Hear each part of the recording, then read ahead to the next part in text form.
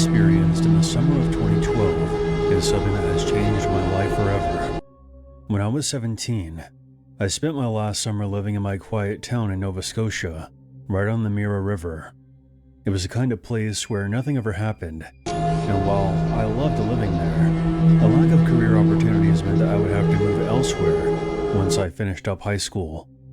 That August, I would be heading to Toronto to be in college on a scholarship. I remember that it was a Friday, and I had skipped school that day so I could help my dad set up the backyard for a barbecue we were going to have in the evening. While setting up some tables, I spotted a large black bag in the river, which ran behind our house. It was half submerged, caught against some branches near the bank. When I got closer, I saw that it was a hockey equipment bag, which struck me as odd. No one just throws away a perfectly good hockey bag around here. So I told my dad about it, and when he saw it for himself, he went to go grab a pike pole in the garage. When he came back out, we dragged it onto the shore. It was much heavier than expected. When we finally unhooked it, I noticed a horrible stench, the kind that makes your stomach turn instantly. At first I thought perhaps someone had hit a dog on the road, stuffed it into this bag and threw it into the river, which would have been horrible enough on its own. But curiosity got the better of us, and my dad unzipped the top just a few inches to see what was inside. We could see what looked like black plastic and hair. Human hair. My dad immediately zipped it back up, told me to go back inside and call the police. What the police discovered inside the bag would shock our entire community. The bag contained the remains of a 21-year-old woman named Laura Jessam.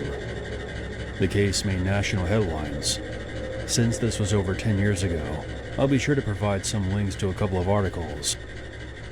Laura Jessam was strangled to death inside of an apartment in Glace Bay, where she had been doing drugs with three men, Morgan McNeil, Thomas Barrett, and Robert Matheson, who were charged in connection with the murder. There seems to be several versions of what exactly took place inside that apartment, mainly due to the suspects turning on each other. What is known for sure is that Jessam arrived there that day to do drugs.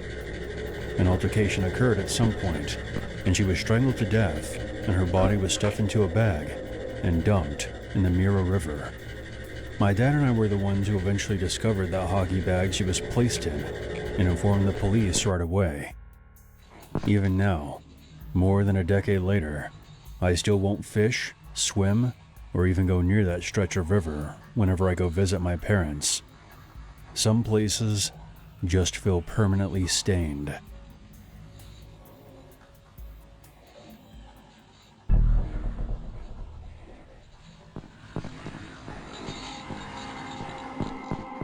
In your last video, you had a story that took place in Peru, and it reminded me of my experience in the neighboring country of Ecuador. In the early 2000s, I had just gotten my degree, and I was looking to take a vacation before I started job hunting. My idea of a good time is seclusion. To this day, I'm an avid hiker who enjoys traveling to remote locations in the United States, Canada, and South America. A friend of mine suggested that Ecuador had some scenic hiking trails and that tourism there is extremely low because of the country's severe instability. I never minded a little danger, and the less tourists, the better. They always ruin the atmosphere for me. Despite how Caucasian sounding my name is, I'm actually half Mexican on my mother's side, and I speak fluent Spanish. The point being, I could blend in easily. A day after landing in Guayaquil, I was deep in the Cerro Blanco forest, miles from anywhere. The canopy was so thick, it felt like evening time, despite it being in the middle of the day. I came to this location specifically to capture a photo of what they call the cloud forest, where trees become shrouded by low-hanging clouds, which creates a sort of localized fog area. But during my hike, I came across something very out of place. A white box truck, parked right in the middle of the forest. There was no road, no clearing, just trees all around it. I thought maybe the truck had broken down and was abandoned, but the truck looked like it was in good shape. I found it odd, but I wasn't looking for trouble, so I kept moving. That's when the first arrow flew right past my head, missing me by inches. Before I could even process what was happening, another arrow struck me in the shoulder. The pain was instant and burning. I ran as more arrows were shot in my direction. I came upon an area of tall bushes and dropped to the ground behind one of them, trying to make myself as small as possible. While I was hiding there, bleeding and trying not to make a sound, I saw a camouflaged figure emerge from the trees about 30 yards away, holding a crossbow. He moved slowly, scanning the area. He was clearly hunting for me. After what felt like forever, he finally disappeared back into the foliage. I soon heard the box truck start up and drive away. I stayed hidden for another 30 minutes. I knew not to remove the arrow, but I was still losing blood, and I had to get moving. I made my way back toward the parking area as fast as I could. When I finally reached the lot, I was exhausted and collapsed. Fortunately for me, several bystanders were there to help me. The police were called, and I was rushed to a hospital. A detective later came to speak with me when I was feeling better. He told me the box truck I saw was almost certainly being used by drug traffickers. The deep canopy of the Ecuadorian forests made perfect mobile staging points for moving narcotics. The man who shot me was probably guarding that shipment. It was in a remote location, but since it was near a hiking trail, the attacker may not have wanted to make too much noise, which is likely why they used a crossbow. I eventually made a full recovery and returned home as soon as I was able to. This happened in 2002. Since then, Ecuador has made a lot of progress and is a much safer place to visit now, but I have never returned there after that. There were a few articles written about what happened to me, but I can't seem to find any of them on Google. Over 20 years have passed, and I still go hiking whenever I can, and I always bring a handgun with me, if where I'm going allows it. It was around 2005 that I had to take a long hiatus, because that's when I met my wife and started a family. It wasn't until around 2018 that I started taking sporadic trips again. There was a while where I'd find myself looking at photos of my wife and kids, and a haunting thought would creep into the back of my mind. If that arrow had just been a few inches more to the left, I never would have met my wife, and my kids would have never been born. I likely would have disappeared forever.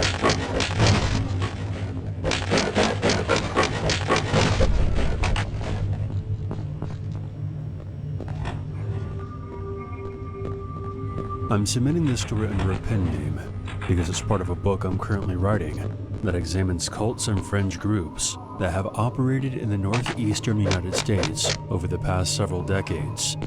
What ultimately inspired me to pursue this project was a disturbing personal encounter I experienced back in 1996. If you can, please get a female narrator to read this. Okay, let's see what Josie is up to. She's probably sick of me asking her. This happened right after my divorce. It was a very rough time in my life. I was exhausted, stressed out, and needed to get away from everything. I rented out a small cabin deep in the forests of Vermont so I could work on my first novel in solitude. I had never been to Vermont before this. I'm from the West Coast. I chose it randomly because at the time, I was so paranoid that my ex-husband would follow me. Things did not end amicably between us. So, I reasoned that Vermont would be the last place he'd ever go looking for me. The cabin was beautiful, surrounded by thick forest with no neighbors for miles. At first, it felt like exactly what I needed. But after a couple of days, I started hearing strange noises at night, scratching sounds on the roof, footsteps on the front porch, and I thought I even heard voices whispering outside at one point. Given what I was going through at the time, this set me on edge. It wasn't just at night either. When I would go outside during the day, I got this overwhelming feeling that someone was watching me. I told myself it was just my paranoia from the divorce, and I wasn't exactly used to being alone in the woods. This went on for a few more days. I never encountered anyone though, so I just figured that perhaps my mind was playing tricks on me. One night, I woke up to a loud banging on my bedroom window. There was no way to rationalize it this time. There was someone outside the cabin. I sat up, heart racing, and looked to the window, which had the curtain drawn. Another loud pounding came, causing me to jump. Who's there? Do you have any idea what time it is? No one answered. After maybe 5 minutes of hearing nothing, I peeked out the window. The woods were dark and still. There was no one in sight. The thought had occurred to me that I experienced some kind of night terror, but just to be sure, I grabbed a flashlight and made my way out to the front door. Once I saw that there was no one on the front porch, I opened it carefully, then shined the light into the yard. That's when I saw them.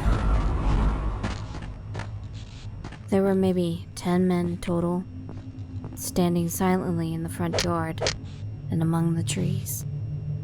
All of them were wearing black hoods that covered their faces. In fact, that was the only thing any of them were wearing. They just stood there, like nude statues staring at the cabin. I'm not sure if I screamed or yelled at them, but it wasn't long after they all began to pleasure themselves. I was disgusted beyond words. But then I suddenly became more terrified than I had ever been in my whole life. Those freaks outside could easily force their way into the cabin. I was alone and defenseless. I slammed the door and locked it, then immediately retreated to the bedroom. I pushed a wooden wardrobe in front of the window before praying to God that the landline next to the bed was still working. Thankfully, it was, but I was shaking so badly I could barely dial 911. By the time the officers arrived 15 minutes later, the men were gone. The police took my statement and told me something that made my blood run cold. They had apparently received several reports from other women in the area who had either rented cabins like me or lived in remote locations. It was the same thing. Several naked men wearing black hoods, standing in the nearby woods.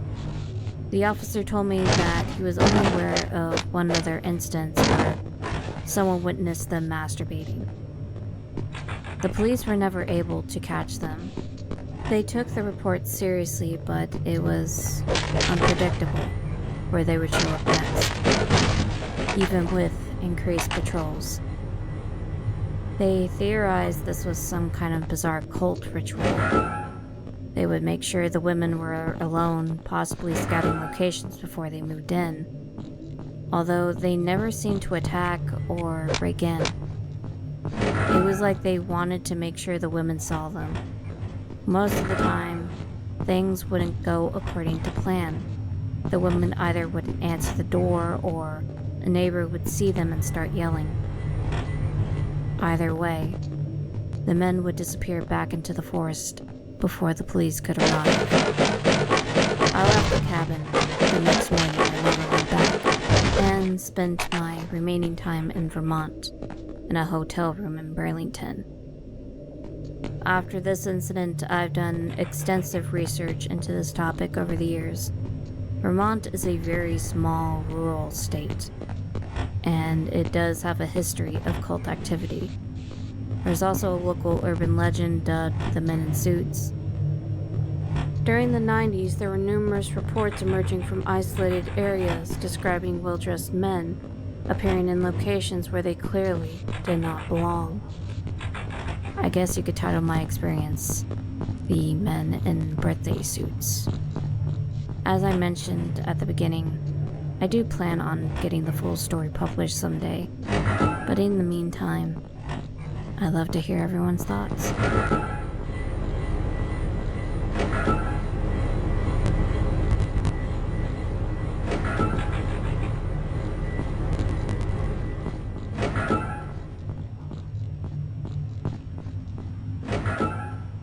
There's always a reason to be afraid.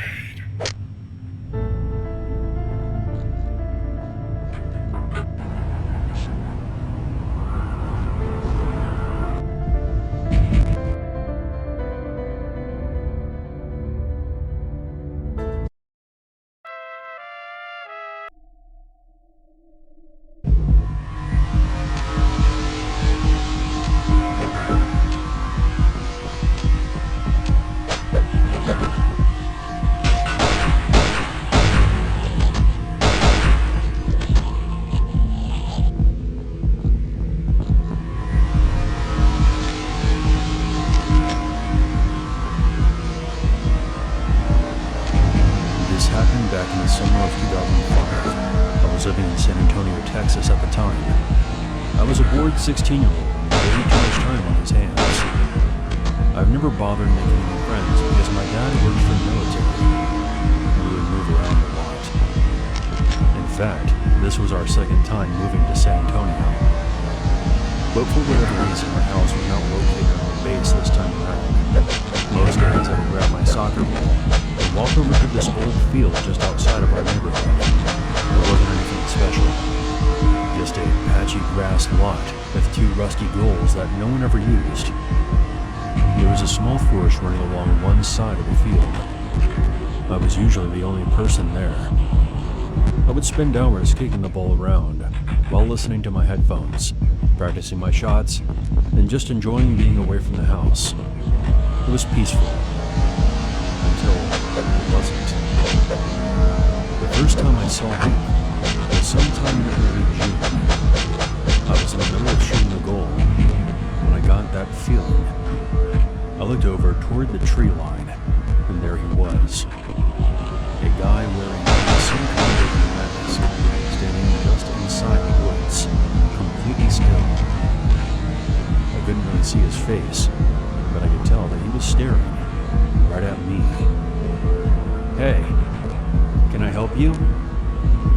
The second I called out, he stepped back and disappeared into the trees. I waited for a few minutes. He never came back out. I told myself it was probably just some weirdo trying to mess with me, and went home. That same scenario happened 2 more times that month. The same masked figure would be standing in the trees, watching me. Every time I called to him, he would disappear. This did keep me on edge, but by the 3rd time I was mostly just annoyed. I figured it was just some older kid from the neighborhood fucking with me. Fast forward to a couple of days after the 4th of July. I went back to the soccer field like normal. It was hot as hell out that day, and dead quiet. No one else was around. I set my ball down and started drawing shots. About 30 minutes in, I glanced toward the trees again. He was back. Only this time, he didn't stay in the shadows. When I called out to him, I think I said something about this getting old. He stepped out of the tree line and walked straight into the open field.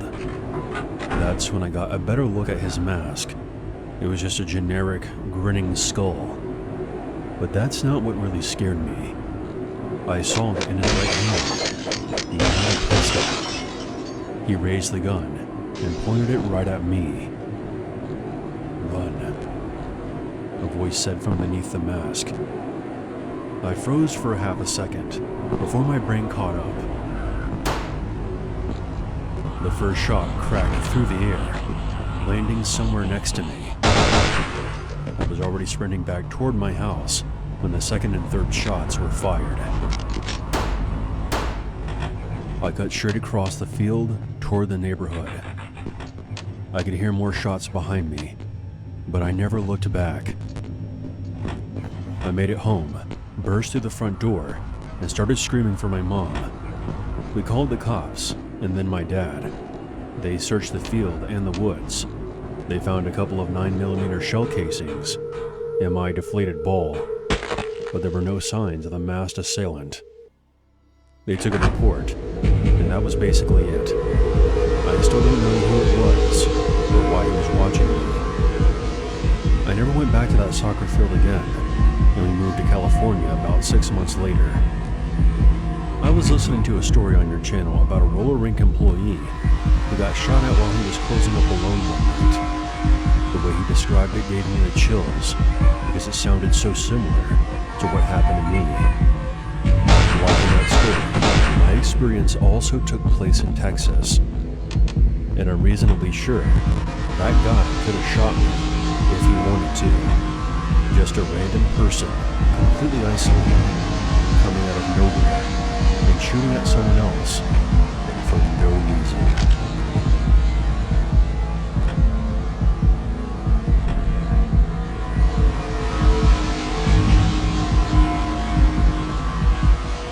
My name is Nick. This happened back in the summer of 1994, 3 years after I lost my first wife, Sarah, in a horrible car accident. Those 3 years were very difficult for me. I barely painted anymore, even though I had once been my biggest passion in life. I buried myself in work as a coping mechanism, and I didn't think about picking up a brush again for a long time. By 1994, I needed to get away. After a lot of searching, I found a small rental cabin deep in the mountains of Tennessee. It was isolated, surrounded by thick forest for miles. It was the perfect place to try my hand at painting again. No distractions, just me, my canvas, and the peace and quiet I thought I desperately needed. The first few days were very relaxing. I set up my easel on the back porch overlooking the trees and started working on the landscape. The silence was heavy, but comforting. I'm not trying to make this sound like a novel, but I was thinking about Sarah, remembering the good times. At night, I would sit by the fireplace with a glass of wine, and actually felt something close to happy for the first time in a long time. However, on the fourth night, after turning in, I saw Sarah.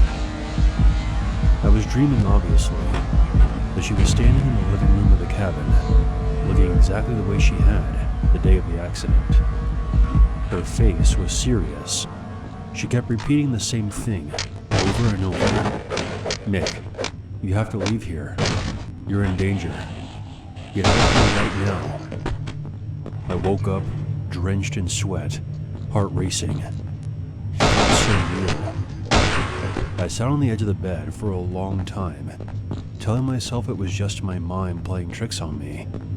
Sarah had been gone for years at this point. I had spent several nights following the accident totally grief-stricken, crying myself to sleep. But never once had she appeared to me in a dream with an ominous warning. I eventually went back to sleep, writing it off as just a random dream. But the dreams kept repeating. Each night, Sarah would appear, begging me to leave the cabin, telling me I wasn't safe there. I was starting to feel very uneasy, even during the day. The cabin didn't feel peaceful anymore. I started getting that prickling sensation on the back of my neck, that feeling that I wasn't alone. The next afternoon, I went on a long hike to clear my head. I spent several hours walking the trails, thinking about Sarah, and wondering if coming out here had been a mistake. Things were going so well at first, but ever since those dreams started, they had turned everything upside down. When I finally returned to the cabin as the sun was going down, I felt exhausted, but a little better. I entered the living room and began taking off my boots, when something moved in the corner of my eye. There was a long curtain that covered a big picture window in the living room, almost the exact spot where Sarah stood in my dreams. Behind it, someone was crouched down low, facing away from me. I could see the shape of their back and shoulder clearly through the fabric. They were completely still, trying to hide. My stomach dropped. For a second, I almost panicked and screamed, but something told me to remain calm. If I startled them, God knows what might happen. I quietly slipped my boots back on, grabbed the keys off the table, and walked out the front door like nothing was wrong. I got into my car and started it, and drove away at a normal speed at first, before flooring it to the nearest gas station, about 3 miles out. From there, I called the police. Because of how remote the cabin was, it took the sheriff's deputies almost an hour to arrive. I waited at the gas station the entire time, terrified that the intruder might have followed me there. And to be honest, I was also worried that the intruder was going to take my very expensive painting supplies, or ruin the painting I had been working on. When the police finally showed up, I led them back to the cabin. When we got there, they drew their guns and cleared the house. Within minutes, I heard shouting and a scuffle. They had found someone. There was a man with a large kitchen knife hiding in one of the closets. They dragged him out in handcuffs. He was filthy, with wild hair and a long beard. He didn't say a word. After giving my statement, I sat in my car while they wrapped things up. Before they left, one of the deputies pulled me aside and told me how lucky I was. That man was a convicted murderer named Stephen Williams. In 1979, he had broken into a woman's house in Knoxville and stabbed her to death. The man's lawyer was somehow able to reduce the charges from murder 1 to manslaughter, and by 1992, he was released. But after this incident, he would be going back to prison. Over the years, I became very good friends with the prosecuting attorney who presided over Williams' 1996 criminal case. They sent him back to prison for 6 months following the incident at the cabin. After his release, he would reoffend again, with a young woman staying alone at a rental in a town not too far away from where my cabin was. They found evidence of premeditation, which landed him a life sentence with the possibility of parole after 20 years. My attorney friend is retired, but still gets updates about the case. He told me that Williams makes the other inmates uncomfortable and spends most of his time looking out the nearest window he can find, just standing there, staring outside for hours. He has been turned down by the parole board multiple times since he became eligible a couple years ago. My friend says that the board members will never admit to it, but they often look for any reason to release prisoners. Williams would be almost 70 years old now, and is a prime candidate to be released. But sometimes you can just tell that if they never released him, he would go on to terrorize someone else. I still think back to that crouched shape behind the curtain. I still remember how silent he was, completely motionless, waiting for the opportunity to attack. The thought that he had been watching me prior to breaking in is disturbing. I don't know if it was actually Sarah warning me, or just my subconscious picking up on the danger, but my late wife has never appeared to me again in my dreams. All I know is that listening to her made me more aware, and probably saved my life that day.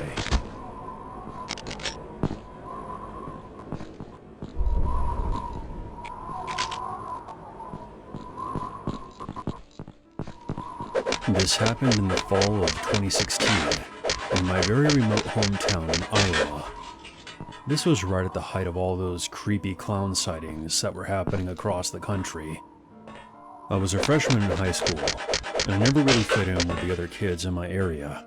I was a weird goth girl metalhead who got suspended for wearing a Waco Jesus t-shirt to school. I mostly kept to myself, and spent hours in my room looking up metal bands, gaming online, and writing creepypastas on Reddit. That was my world. One night, my parents were out of town visiting family, so I had the house completely to myself. I had just finished watching a YouTube video compiling all the recent clown sightings. I remember thinking, nothing like that would ever happen around here.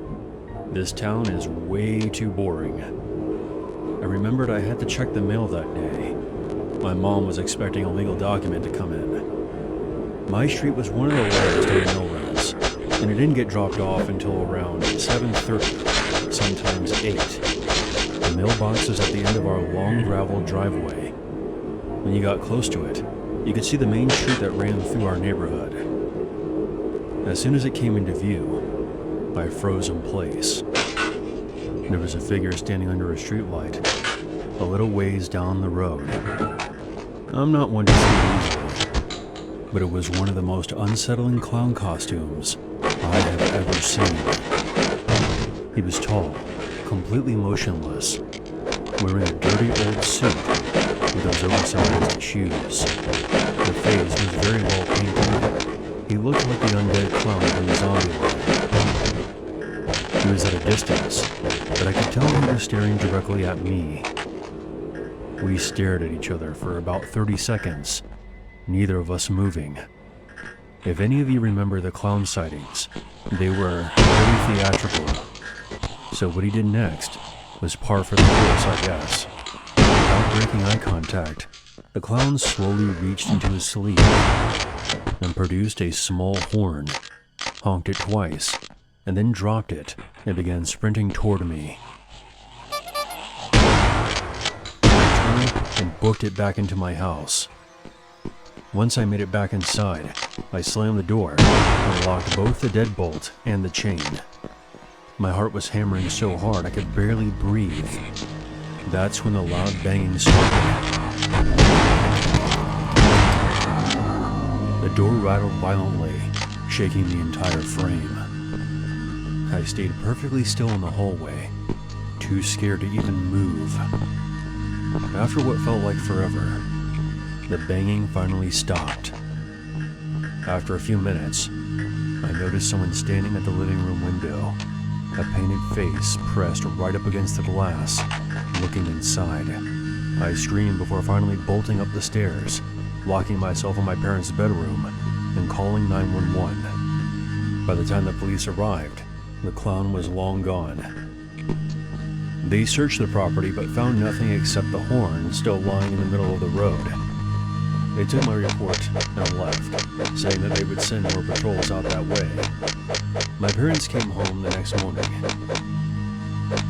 What I still find to be very strange is that there were no other clown sightings in my area at all. Des Moines is about 3 hours from here, and there were several sightings there. I suppose it's possible there could have been more in my area, but after that night I was actively looking into it, and my encounters seemed to be way out of the target area. That night changed my life in a very bizarre way. This might be a bit morbid to confess, but I actually enjoyed being scared. The fear I felt that night was all too real, and it eventually turned into a fascination for me. It's ultimately what inspired me to start working at haunted house attractions. I am now a full-time haunted house actress and manager. And one of my favorite roles is playing an evil female clown. I get to scare people for a living, and I'm damn good at it. But just so you know, I would never show up at someone's house unannounced. Because a great man once said, if you're good at something, never do it for free.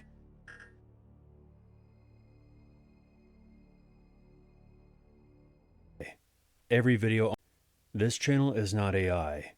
Every video on my channel has been voiced by a human being since 2015.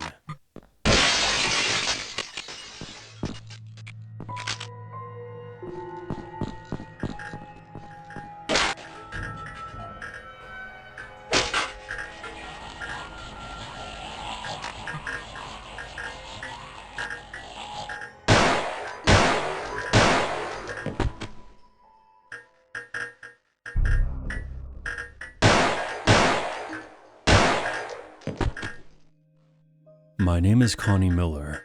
I'm currently in my early 40s, but this happened in the fall of 1999, when I was 14. My neighborhood sat on the western edge of a small Massachusetts town, not one of the famous historic ones that tourists visit, but close enough to the old colonial routes that the surrounding woods still carried some weight. It's the kind of place where kids biked everywhere, and parents only started worrying once the streetlights came on. That October afternoon was crisp.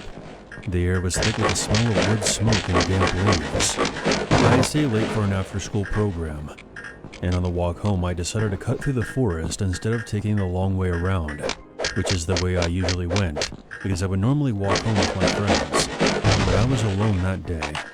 The woods bordered the back of our subdivision. A girl I had never seen before stepped out from between two trees. At first, was just another kid from school.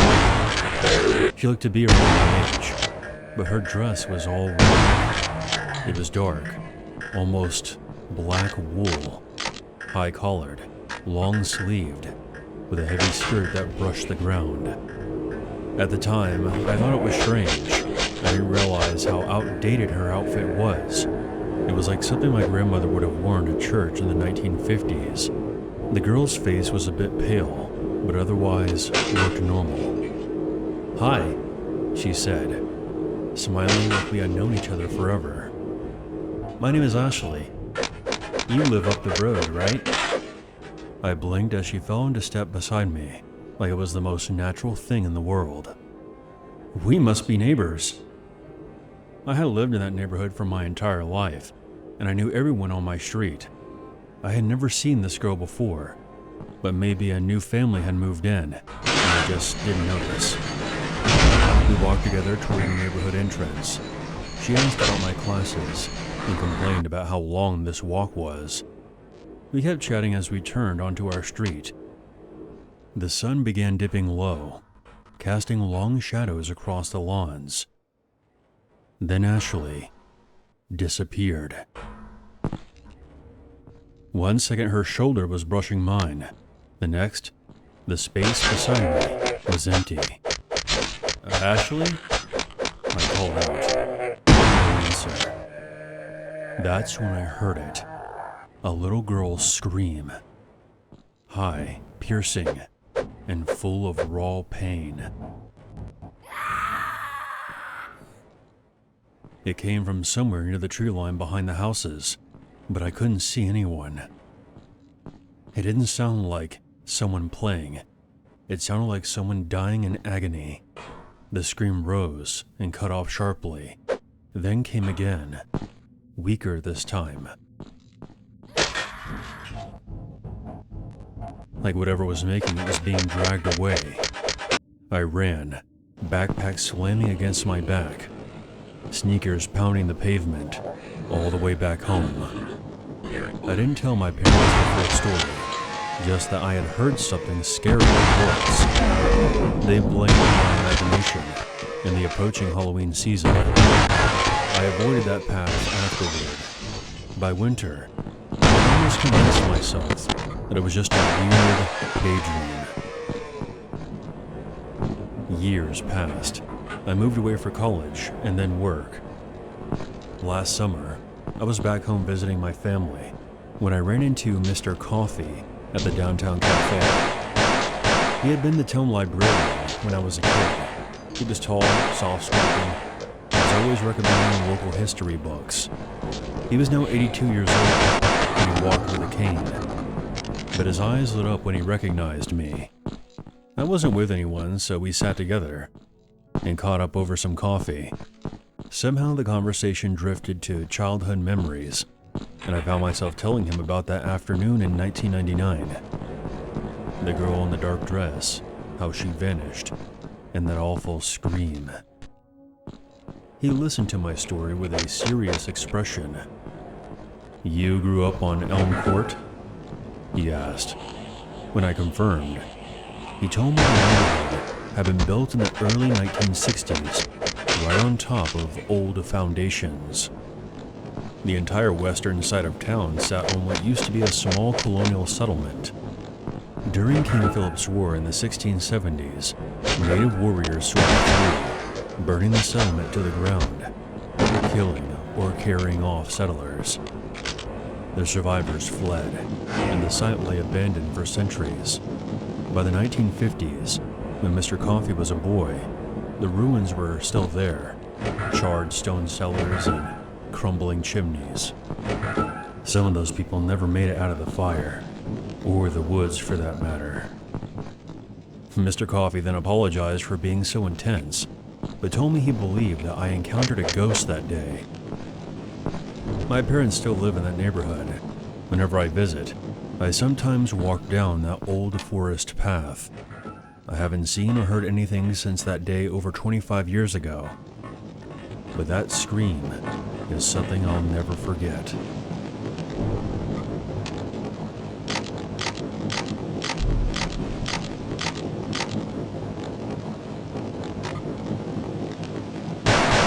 This happened back in 2007. I was 22 years old and on vacation in Florida with a group of friends.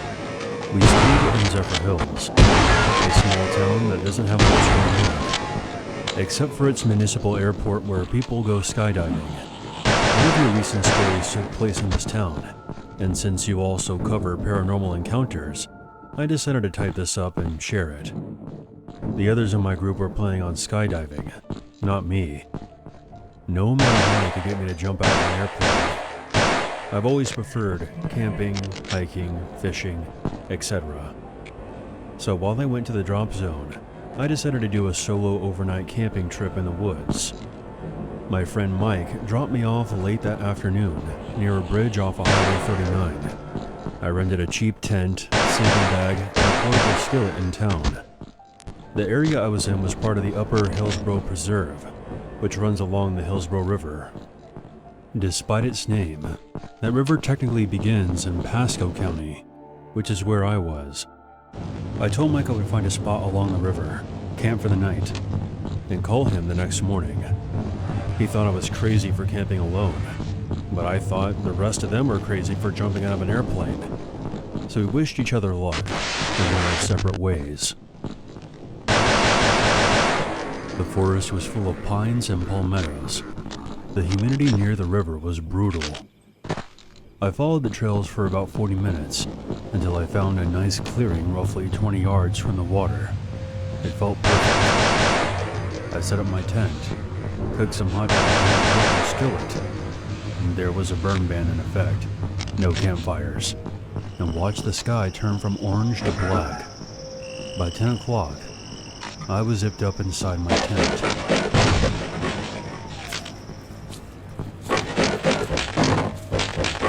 Something woke me up a little after 2 a.m. Footsteps, heavy and deliberate, crunching on leaves and twigs. It didn't sound like an animal. I laid there frozen, heart pounding. As the steps circled nearby, they would pause, then start again. Whatever it was wandering aimlessly. I grabbed my flashlight, unzipped the tent, and called out, "Hello? Is someone there?" I swept my beam around, but saw nothing but trees and the river reflecting my light. I stayed close to my tent. Then, the footsteps began again, this time on the opposite side of the river. I saw a shape stumbling out of the trees. "Show yourself." It then came into the light. It was a man with no head. Just a body wearing jeans and a jacket. But above the shoulders there was just nothing. According to most paranormal accounts I've read over the years, headless apparitions usually move with the normalcy of a living person. This apparition did not behave in the same way. It appeared to be stumbling around like it couldn't see. I know this may seem like a strange thing to say, but it was like it actually had no head. Its movements were erratic. It jerked forward, then suddenly halted, before changing directions without warning. Its hands were blindly groping at tree branches, trying to steady itself as it staggered along. "What the fuck?" I called out, but the thing didn't stop moving. It just kept stumbling toward the river. I stood there, dumbfounded, my light fixed on the impossibility just yards away, grateful that a river was separating us. It eventually made it to the river bank, where it tripped on a rock and fell into the water. It was a little further down the river, so I ran to the spot where it fell in and shined my light into the water, but saw no signs of anything. I ran back to my tent. Words cannot describe how confused and terrified I was. I zipped it shut like it would help, killed my light, and sat there shaking for what felt like hours. I didn't hear the footsteps again, but that did nothing for the panic attack I was having. I tried to calm myself down, but I ended up calling Mike around 4 a.m., whispering into my phone like an idiot. He was half asleep when he answered, but when he heard the panic in my voice, he woke up fast. He met me back at the bridge about an hour later. I didn't tell him the full story on the drive back to the hotel, just that something had scared the shit out of me. He didn't push it. The next morning we had to go back to the camping gear. I was in such a hurry when I left that I didn't bother packing anything up. I felt much better having someone with me this time around. The tent was exactly as I had left it. The sleeping bag was still inside the tent, and the skillet was sitting on top of a log. Nothing seemed out of place. I tried to laugh off the incident for the rest of the trip.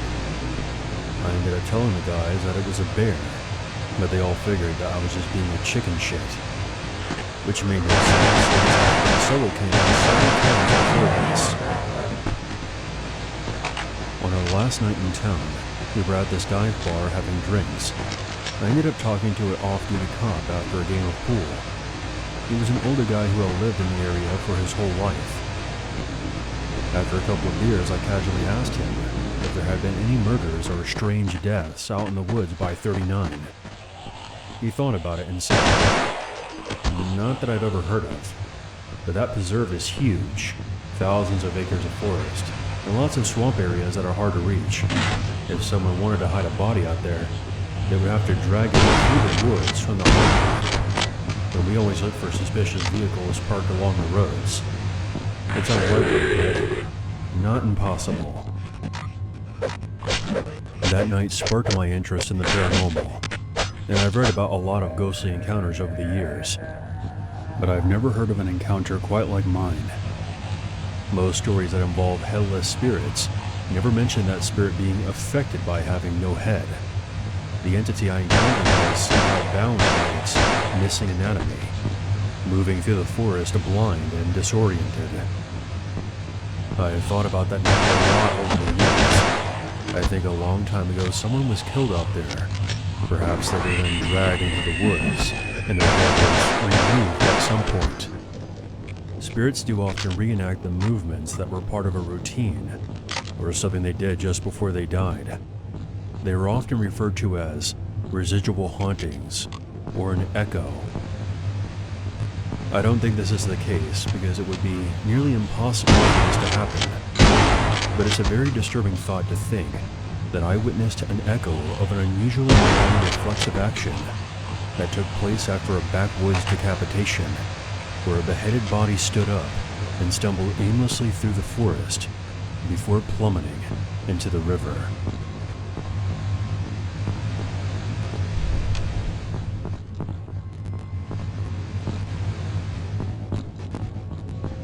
I grew up in New Orleans until my parents moved us to Austin, Texas when I was around 15. For context, my mom's side of the family has always been deep into voodoo and black magic for generations. Root work, readings, altars in the back rooms, etc. My father is a hardline Baptist, so when I was a kid, my mother would shut that world away, which caused a lot of problems.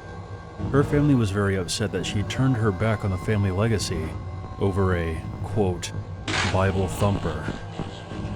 In 2017, when I was in my early 20s, we got the news that my grandmother was dying.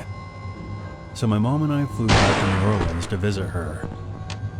One evening, my aunt pulled me aside in the kitchen while my mom was in the front room. She was my mom's older sister, and the only one who still openly practiced. While we were catching up, she casually asked if I was single. I told her the truth, a few dates here and there, but nothing serious.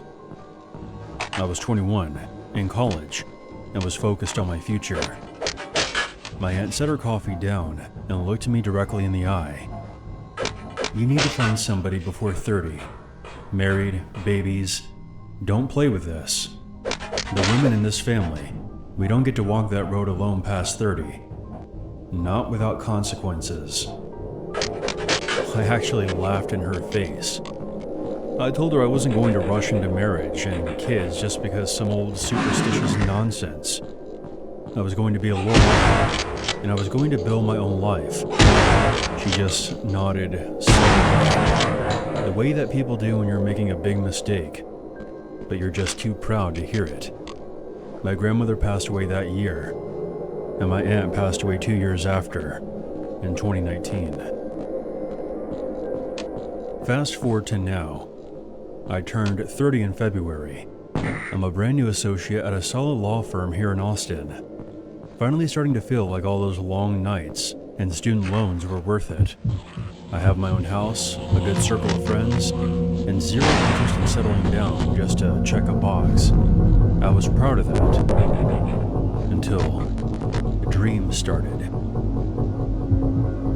The first one was the night after I turned 30. I was back in my grandmother's old house.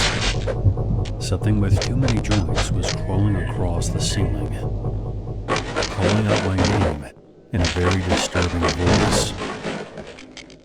I woke up gasping, sheets soaked with sweat.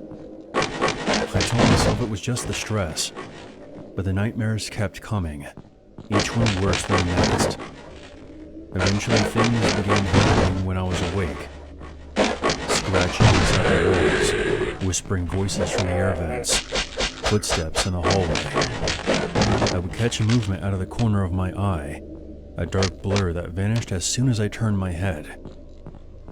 I called up my mom. When I told her what was happening, she got real quiet and told me to come back home for a visit. She wouldn't say anything else over the phone. I was busy with work assignments, and I couldn't visit her until the following weekend. After Dad had gone to bed, Mom sat me down at the kitchen table and told me the truth. Her voice was low and tired, like she had been dreading this conversation for years. What your aunt told you, your grandmother also told me, and I dismissed it just like you. I grew up around superstition from the old folks, but I still got married to your father at 21 and had you by 23. I just happened to fall in love at the right time. But the stories about the women in our family who waited, something always came for them. Some got sick, some lost their minds, and some just disappeared. The thing that shows up is different for each of them, but it always starts after their 30th birthday. I tried to pull us out of that life. That's part of the reason we moved to Texas. I raised you Christian, kept you away from all that. But deep down, a part of me always knew. Blood remembers. I left my mom's house still unconvinced. The last Tuesday, I was working late on a case. I got home around 11:30, kicked off my heels, and walked into the kitchen. There's a dining room mirror that hangs on the far wall that gives a clear view into the kitchen before you reach it. In the reflection was a tall, dark figure. It had its back turned to me. It had broad shoulders under what looked like an old coat, and two thick, curved horns rising from its head. It wasn't moving. It was just standing there, completely still. I screamed so loud I tore my throat. I ran out of the front door with my bare feet, and when I finally gathered myself, I called up my friend Lauren and spent the night at her place. I'm back at my place now during the day. The figure hasn't appeared again, but I can still feel it, watching me. I just want to make one thing perfectly clear before I end my story. I'm not posting this to tell young women that they need to get married and have kids by age 30. I'm very proud of the life I've built. I love my independence, I love my career, and I worked my ass off for it. But my family has a history that can't be ignored. Something ancient has followed me from New Orleans, and now I'm just wondering if I'm already too late.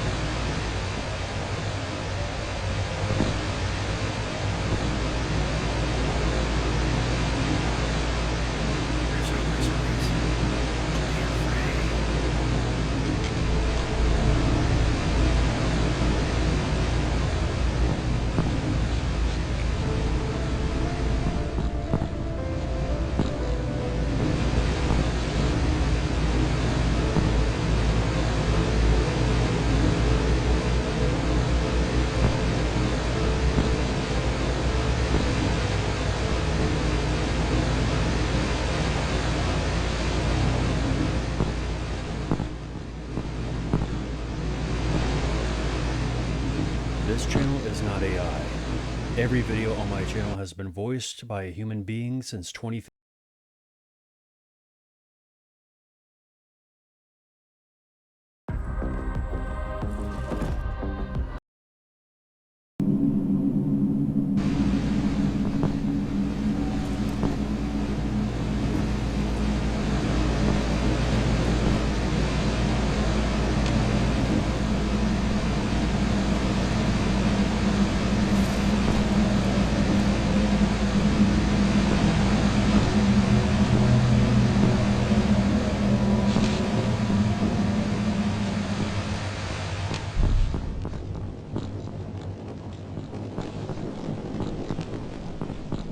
I've listened to a couple of your videos before sending this over.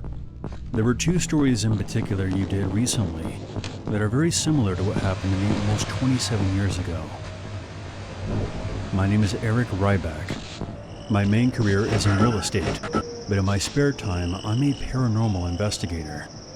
Let me tell you the story of how this all began for me. It was the winter of 1999. I was in my first year of college, and I was about 3 months into my first serious relationship. We'll call her Samantha. By the time winter break came around, things were going great. Samantha found this authentic rental cabin way off the grid in the backwoods of West Virginia. We both needed to get away from the academic grind and just enjoy a weekend of peace, quiet, and intercourse. The cabin was exactly how you would expect. Wooden exterior, wood stove, porch overlooking nothing but trees. The nearest neighbor was miles away and out of sight. The owner met us at the end of a long dirt driveway. He was a quiet, weathered guy who barely spoke to us. He handed over the key and said, "I wouldn't go wandering around after dark. Nearest phone is at the ranger station about 20 miles from here. There's a map on the coffee table." He then left in his truck. These were different times. In 1999, cell phones were around, but I didn't own one. Samantha brought hers along, but had no signal. The first night went off without a hitch. We cooked on the fire pit out back, drank some cheap wine, and enjoyed each other's company. The woods were dead silent, except for the occasional owl and the cicadas doing their thing. Around 2 a.m., I woke up to what I thought was Samantha whispering. When I rolled over, she was sound asleep. I figured it was just a dream and went back to sleep. The next day we went hiking. The air felt a bit heavier the deeper we went. Samantha kept stopping and looking behind us, like she had heard something following us. I didn't hear anything myself, but by the time we got back to the cabin, I had that skin-crawling feeling you get when someone's watching you from somewhere unseen. That night, the chanting started.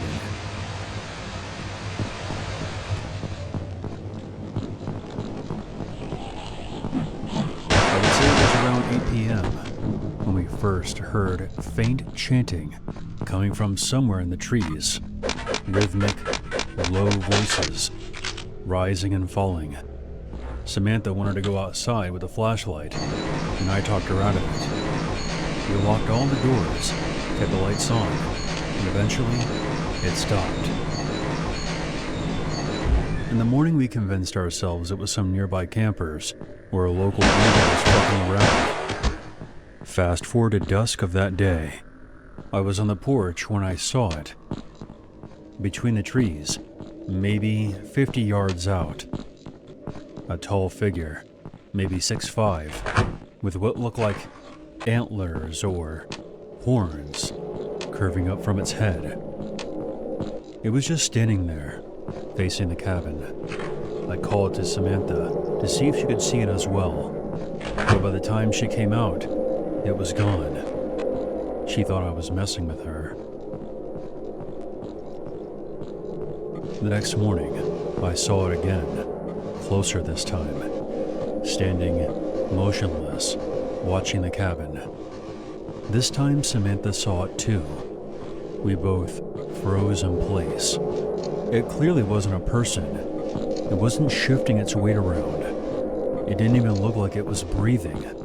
It was just there. Then it stepped sideways behind a thick pine and vanished. We spent the rest of that day completely paranoid. We stayed inside, with the doors bolted. The chanting came back that night, much louder this time.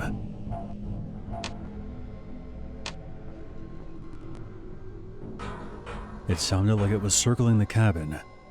We were both mortified. Samantha kept saying that she felt like something was in the room with us, like a pressure on her chest. I felt it as well. Suddenly, all the cabinet doors in the kitchen opened at once. We tried to leave, but as soon as we stepped outside, we saw several hooded figures in the forest surrounding the cabin. There were even more blocking us from getting back to our car, holding what looked like axes and machetes. We had no choice but to retreat back into the cabin. Samantha frantically tried to get a signal, but it was no use. We were trapped inside. After hours of panicking and looking out the window every 5 seconds, we eventually huddled up next to each other and passed out from exhaustion. I woke up to Samantha standing over me. When I asked her what was going on, she said, "I'm sorry, Eric, but I have to do this." She didn't seem to be possessed. She spoke very calmly. Do what? What must be done? I really do like you, but I have to prove myself. What the fuck are you talking about, Samantha? Without another word, Samantha charged at me with a knife. I stopped the attack, the blade mere inches from my chest. She meant business. I pushed her off me, sending her backward into a bookshelf. Samantha, what the fuck is the matter with you? You almost killed me. She got back to her feet. Just die, Eric. She came at me again, the knife swinging wildly, catching my right forearm as I blocked it. I had to act quickly, otherwise Samantha would do more damage with that knife. I grabbed her wrist with my left hand and wrenched the knife from her with my right hand. Once it was on the floor, Samantha resorted to trying to scratch my face, going for the eyes. I pushed her off me, sending her against the wall. She was knocked unconscious and slid down. I grabbed the car keys and ran. The hooded figures were still outside, standing perfectly still in the trees, forming a loose ring around the cabin. They didn't chase me, and they were no longer blocking me from getting back to my car. To my surprise, the engine turned over immediately, and I drove out of there like a maniac. I remember looking in the rearview mirror to see that horned figure standing beside the road. It appeared to be trying to catch my car. As I left it behind, I heard a loud shriek over the engine.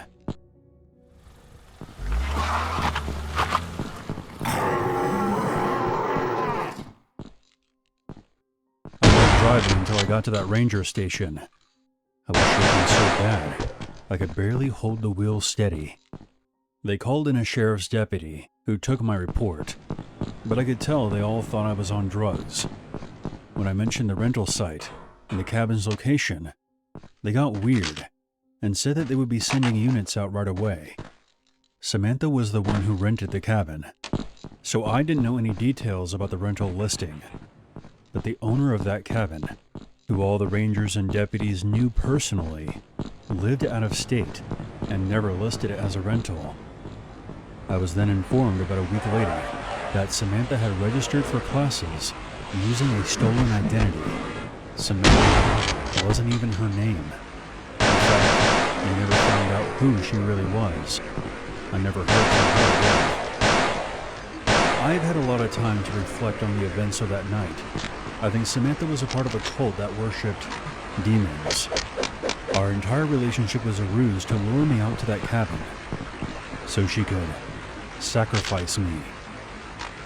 Back then, I didn't have experience with paranormal events like I do now, but based on what I remember and what I felt, I believe that thing I saw in the forest was a demonic entity.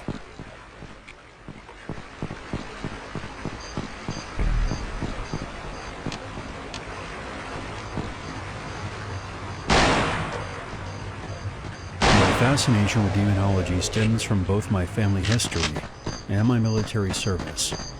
I served 2 tours in Afghanistan from 2018 to 2020. I was an Army specialist, working in logistics mostly. I never saw anything supernatural over there, but I heard the stories from some of the locals. Those have stuck with me. Afghanistan is known as the Great War of Empires. Many wars were fought on that land long before the War on Terror began. Its past, present, and future are defined by turmoil, the perfect place for demonic activity. My father, Viktor Petrov, set foot on this land years before I was even born. I lived in a nowhere village outside Volgograd. He rarely spoke about it when I was a kid growing up, but one night in 2019, during my mid-tour leave, we sat in the garage. The Afghanistan deployment had loosened something in him. He immigrated to the US in the mid-90s, and I guess he thought it was a bit ironic that both he and his son would fight a war in Afghanistan. This is what he told me. The year was 1981. The Mujahideen were ghosts, slipping through the mountains, striking supply lines, then vanishing into villages that swore they were innocent. His platoon had been attached to a tank column that rolled into a small village near the Panjshir Valley. The orders were simple: level anything that might be hiding the freedom fighters. The tanks turned the village into dust.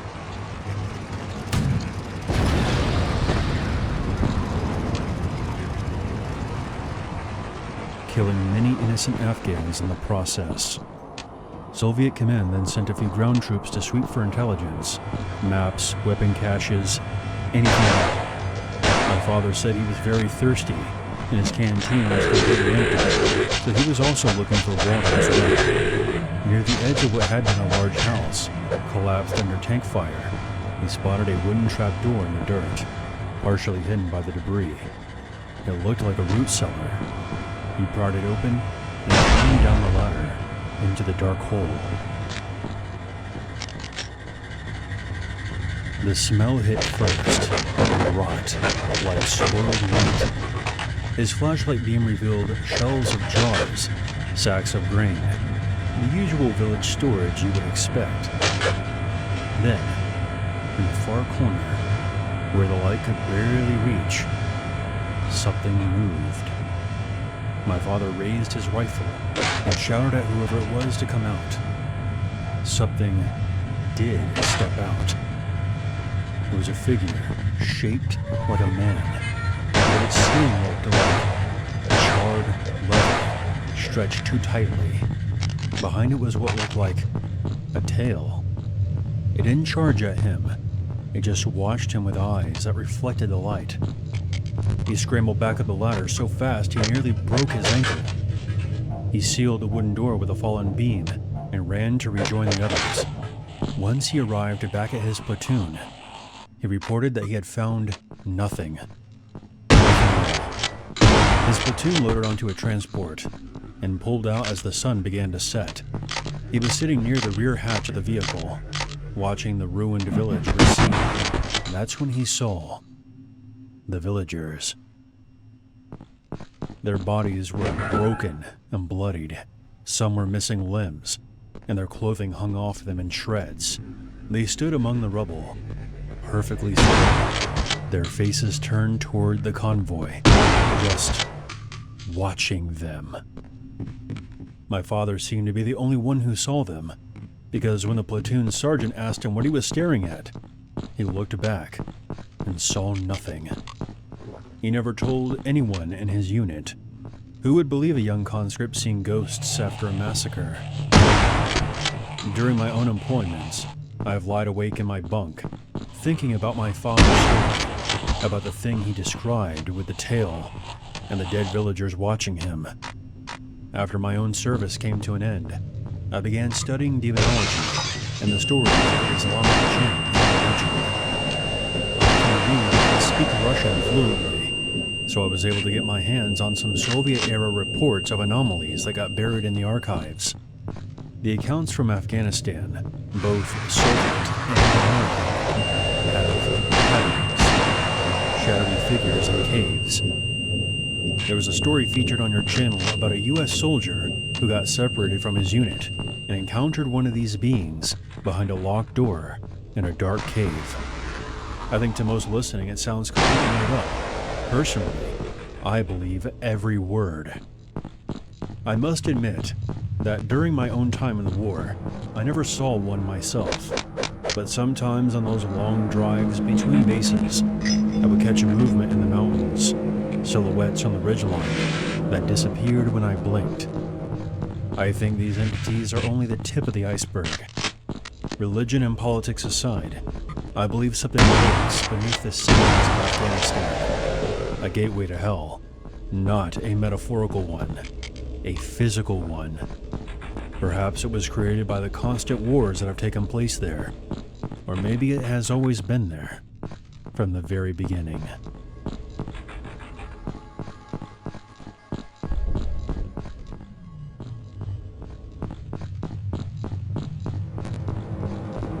I grew up in a little town in the panhandle of Florida called Shady Grove. It's a small community where everyone knew everyone, and nothing much ever happened there. At least, that's how it was until 1981. I was 5 years old. My parents were going out for a dinner date at this fancy restaurant in Tallahassee, so they hired a babysitter to watch me. Her name was Christine. She seemed quiet, a little awkward, but harmless enough. Plus, she had good recommendations. As soon as my parents left that night, the house felt different. Christine didn't play with me. She didn't even speak. She just sat on the couch in the living room, staring at the wall like she was listening to something that only she could hear. I tried everything a lonely 5-year-old could think of, showing her my dolls, asking if she wanted some juice, tugging on her sleeve. Nothing. Finally, I climbed onto the couch beside her and asked, "Hey, are you okay?" Her head then snapped toward me so fast, I jumped. Her eyes looked unnatural, cloudy, unfocused, like they didn't belong to her. The voice that came out of her mouth wasn't hers. It was deep, guttural, and hateful. Shut up or I'll pull out your insides, you little bitch. I screamed and ran straight to my bedroom, slamming the door and hiding under the covers. I stayed there for what felt like forever, my heart hammering inside my tiny chest, praying my parents would come back soon. After an hour or so, my throat got very dry. The house was completely silent. I crept out, made my way to the kitchen, and poured myself a glass of water with shaking hands. There was no sign of Christine. The living room couch was empty. Relief washed over me as I turned to head back to my room. When I entered the hallway, there was something standing at the far end, near my bedroom door. It was a tall figure, with horns curled upward from its head like a ram. Its skin was leathery and dark. A red pair of eyes stared at me. A low sound, like breathing through punctured lungs, came from its direction.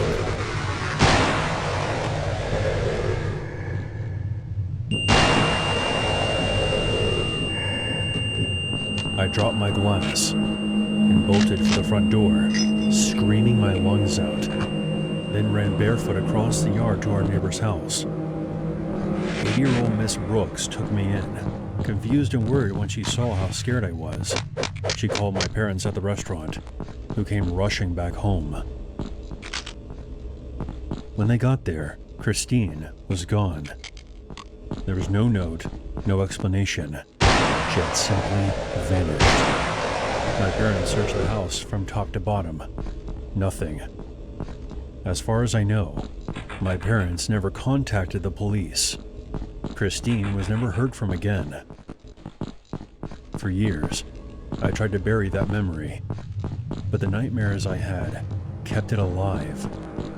I kept telling myself it was a child's overactive imagination, that the voice was just a mean teenager trying to scare me. That figure in the hallway was a trick of the light, but I knew I was just lying to myself. Many years later, when I was in my 30s, I was flipping through channels one night and landed on Investigation Discovery. The episode was called something like The Babysitter from Hell. They were profiling a woman named Christine Falling. When they showed a photo of her when she was younger, I almost had a panic attack right there on my couch. My hands went numb. The woman that they were showing, it was her. The same woman who came to our house in 1981. The same one who shouted at me in that impossible voice.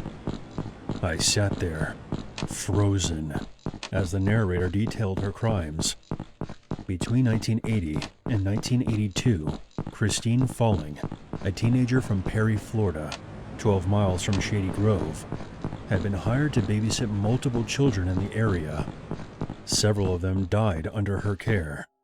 She would eventually confess to killing at least some of the children, telling investigators she heard voices commanding her to kill them. She was dubbed the Killer Babysitter and was sentenced to life in prison. I never told my parents the full truth. They wouldn't have believed me anyway, but I know what I saw.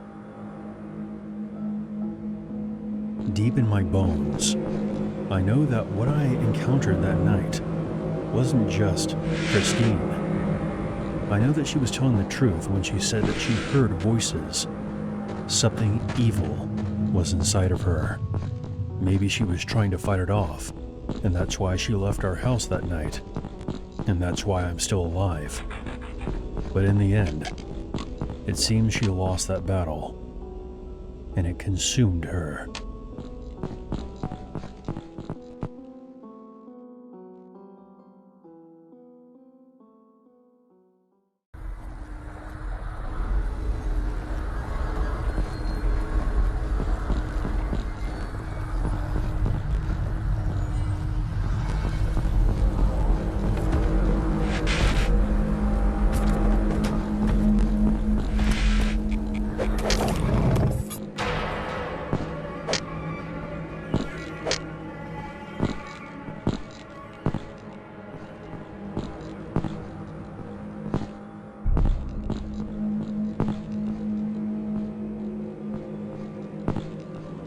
My name is Alexander Rivera Jr.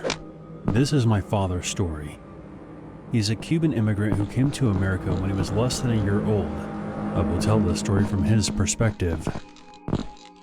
I've lived in the Tampa Bay area for almost my entire life, and I've always enjoyed going on night jogs. The punishing heat of Florida makes this a necessity most of the time, but there's something about the quiet atmosphere and the distant city lights that has always made me feel relaxed. I would usually jog in the neighborhoods north of downtown St. Pete, where the streets are lined with bungalows and oak trees. I sometimes went a different way when I was feeling more daring, but I would usually stick to the route that's most familiar to me. One evening, around late April of 1980, a little after 11 p.m., I was about a mile into my jog when I slowed at a street corner to catch my breath. That's when I felt that something wasn't right, like someone was staring at me hard enough to feel it against my skin. I looked up. Down the road, on the roof of a 2-story building, something was crouched down. It was too big to be a raccoon or a cat. It was hunched forward, arms, or whatever they were, braced on the shingles. Its shadow stood out against the glow of the streetlight. It was when it turned its head toward me that I saw its eyes, 2 glowing red points that caught the light as they locked onto mine. I froze in place. My heart hammering against my chest was louder than my breathing. For 3, maybe 4 seconds, we just stared at each other. It then shifted and slipped over the ridge of the roof and vanished. I didn't see it flying away, but I did hear the sound of giant wings flapping. I stood there on the street corner for a moment, telling myself it was the trick of the light. Maybe it was a great horned owl or another massive bird. But those eyes stayed with me the whole way home. I didn't get much sleep that night. 2 days later, my sister insisted on a family dinner at the Columbia in Ybor City, which is across the bay from St. Pete. The place was packed as usual. We were waiting outside the restaurant for my parents to park their car. That's when I felt the same pressure I did 2 nights before. I turned, scanning the rooftops across the street, and there it was again. Perched on top of a nearby factory building, hunched in that same posture, with those same glowing red eyes, staring right at me. There were people walking below it, laughing, taking photos, completely oblivious. I grabbed my sister's arm. "Hey, do you see that?" She followed my gaze. See what?" "Alex, are you okay?" By the time I looked back, there was just a vacant rooftop and the empty night sky. I spent the rest of dinner quiet, barely eating anything. Once my sister told everyone at the table, my family teased me about working too hard. I just laughed along with them and smiled. But I knew the creature I saw was all too real. I didn't know how to explain something like that to them without sounding insane. A week after the second sighting, it was the morning of May 9th. I was heading south to Sarasota for a work meeting. Traffic was light, and not many people wanted to drive on the bridge when it was storming out. By the time I got to the Skyway, the rain was coming down pretty hard. Visibility wasn't the best, so I wasn't going very fast. Then everything went wrong.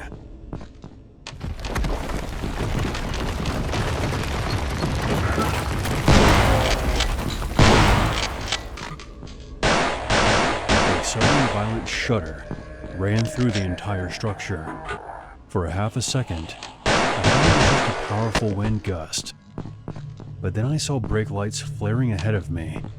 The concrete, steel cables, guardrails disappeared from view, followed by the sounds of screeching tires. I saw a couple of cars ahead of me plummet into the bay below.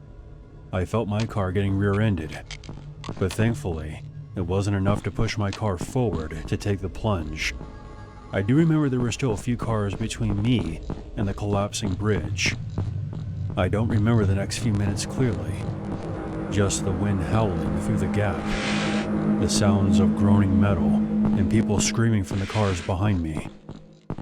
I didn't see this personally because of my vantage point, but apparently a freighter had collided with the Skyway, which brought down a massive section of the bridge, sending 6 cars, a truck, and a passenger bus plummeting 150 feet into the water. 35 people were killed that day. It was only when I got out of my car that I saw the massive ship wrecked against the bridge. Rescue helicopters soon began circling the water, and the police coordinated an evacuation of the bridge. You couldn't turn your car around on the Skyway back then, and I was too close to the impact zone. So I basically had to walk all the way back to St. Pete and wait for the cops to get my car later. Once I neared the entrance by the shoreline, I saw something in the far distance, perched on what looked like a rock jutting out of the water. It was a dark figure, although it was too far away to make out much detail. I just knew it was that winged creature I had witnessed on my night jog, and then again at the Columbia. I believe my father saw what is known as the Mothman, a creature said to be a prophet of doom, as it seems to show up just before a disaster is about to happen. The meltdown at Chernobyl, 9/11, the Silver Bridge collapse in 1967. The list goes on. My father is not a superstitious man by any means, but he always swore that there was some connection between him seeing the creature and surviving the bridge collapse. He was very close to where the ship hit the bridge. If it happened just a minute later, I might have never been born.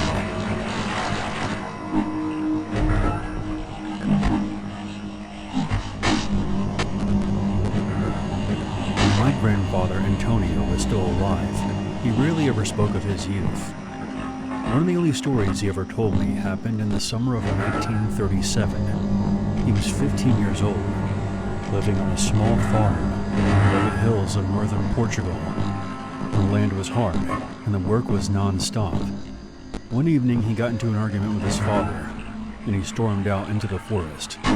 He wanted to walk until his anger subsided. He made his way deeper into the ancient forest that blanketed the hills. It would soon be dark, but he knew these woods very well. He could navigate them even at night. He kept following the game trails until eventually he stumbled into a small clearing. In the moonlight, he saw a crumbling stone house he had never seen before. It was half swallowed by the moss and ivy. No smoke was coming from the chimney, and no lights could be seen in the narrow windows. It looked like it had been abandoned for a long time. Curiosity drew him closer. The heavy wooden door hung crooked on its hinges. He pushed it open. The putrid stench overwhelmed him. Moonlight slanted through the open gaps in the roof, illuminating piles of bones scattered across the dirt floor. There were leg bones, rib cages, etc. Thinking this must have been where a hunter stored animal carcasses, he entered the house and kicked at a pile of bones near the entrance, scattering all around. Something then rolled toward him to rest against his foot. It was a small, human skull. He backed out of the house, heart pounding, and made a run for it. Halfway across the clearing, he stopped and looked back one last time. From the edge of the trees, there was something watching him. It was a tall, hunched figure, barely more than a silhouette. It didn't move. It simply watched. My grandfather ran all the way back home and found his father and told him everything. At first, his father thought it was just his imagination, but there was something in Antonio's eyes that convinced him otherwise. The next morning, his father found a posse of local men, farmers, hunters, and even the village priest joined in. They followed Antonio back to the stone house in the clearing. It was exactly as he described. several more skulls in the house. The men searched the surrounding woods for hours, looking for more remains, or maybe the perpetrator, but they found nothing else. By that evening, they returned to the village, carrying a few of the small skulls to show the authorities. Portugal in the 1930s was a very closed-off country. Many villages didn't communicate with each other, so the reports of missing children from nearby settlements never reached my grandfather's village. It was only after the discovery that the villagers were made aware of a string of disappearances that had been happening in that region for the past month. The very next morning, another farm boy whom my grandfather knew vanished. He had gone out to fetch water and never returned. Another posse was formed. The stone house was the first place they went to, and then the forest that surrounded the village. But the searches turned up nothing. Night passed. The village grew tense. People avoided going into the woods after dark. Antonio tried to forget about what he had seen, but the memory haunted him. One late afternoon, he was working the edge of their fields. Missing children or not, there was work to be done. He spotted a small figure. It was a boy, around his age, walking purposefully toward the forest away. Something about the way he moved seemed dreamlike. Antonio called out, but the boy didn't turn around. Against his better judgment, he followed him. He was armed with a brush hook, and he reasoned that by the time he went back and told his father, this boy would either disappear or be killed. He trailed him through the trees, staying just far enough back to remain unseen. The boy headed straight for the clearing of the old stone house, which now sat abandoned once again after the bones had been removed. As they neared it, the boy simply vanished. One moment he was there, stepping around a thicket. The next, he was gone, as if the forest had swallowed him whole. Antonio froze, and then he felt it again, that same heavy gaze. He slowly turned his head. There, standing at the edge of the trees, stood the figure. It was closer this time. He could make out ragged clothing that hung off it like shrouds, long arms ending in claw-like hands. My grandfather screamed and fled back to his home, never returning to that stone house. Many disappearances between the 1920s and 1950s, spanning across Portugal and Spain, were frequently attributed to the El Cocoy folklore, but it's often dismissed as a coping mechanism in place of a rational explanation. But what if that can't account for all the missing children? What if sometimes there is something lurking in the dark?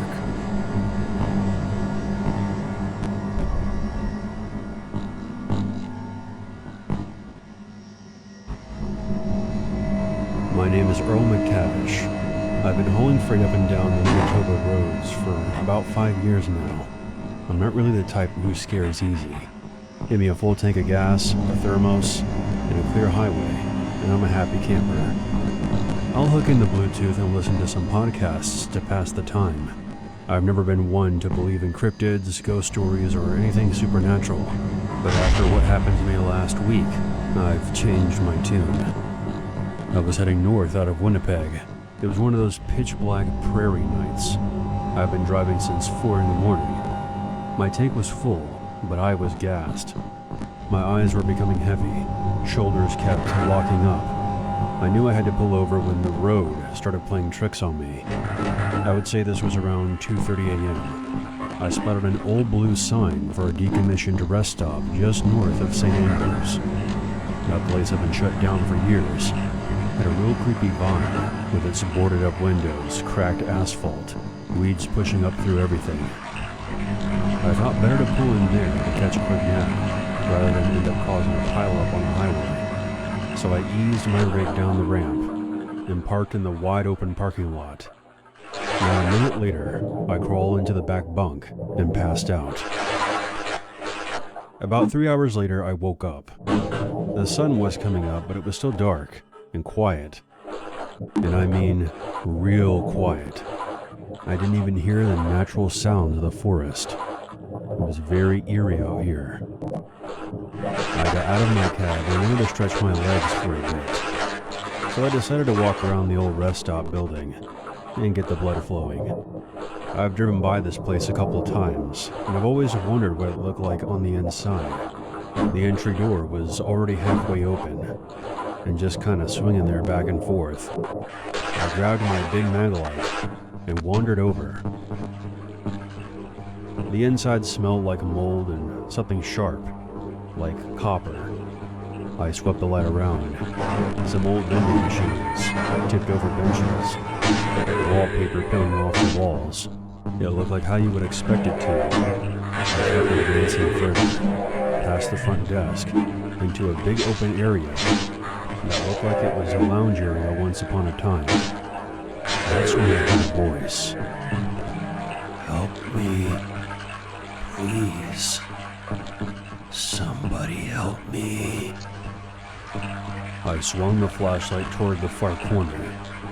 What I saw damn near made my heart stop on the spot. I don't know what the hell I was looking at, but it was tall, 9 or 10 feet, easily. It had gray skin pulled tight over muscle and bone, like it had been crudely sewn together. Picture 3 torsos stitched into each other side by side, like some kind of science experiment. It had multiple heads, 3 on top, and others embedded into its side. Dead eyes staring at me, mouths hanging open. There was one head right in the middle that kind of looked like a mutated bullfrog with rows of sharp teeth. I assumed one of its heads was whispering in that broken, desperate voice. "Please, it still hurts. Help me." Then, what looked like a woman's head on the left suddenly jerked up. Her eyes locked right on mine, and she screamed.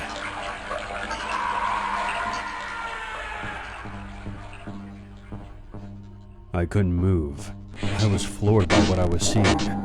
Some kind of twisted abomination. The middle head then disappeared into its body as it got down on all fours.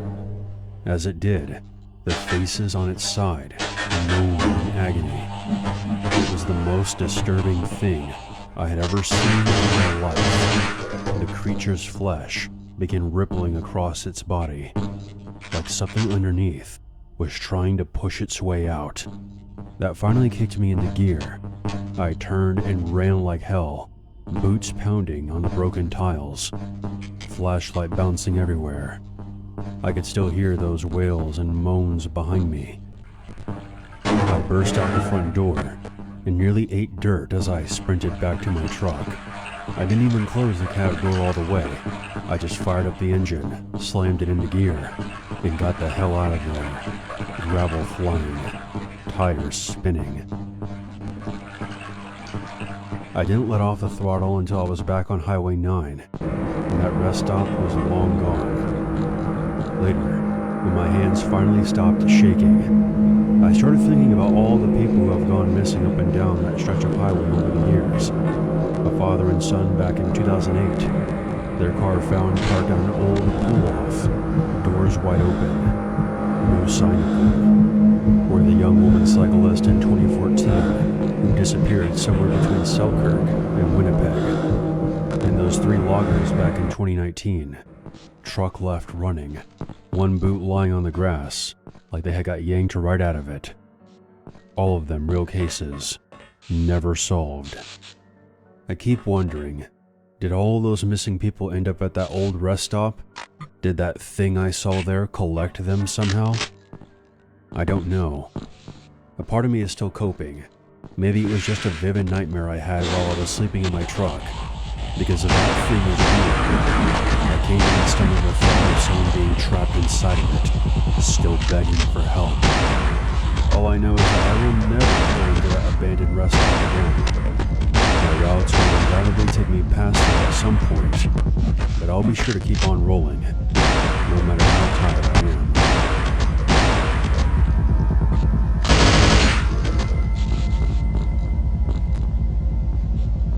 There's always a reason.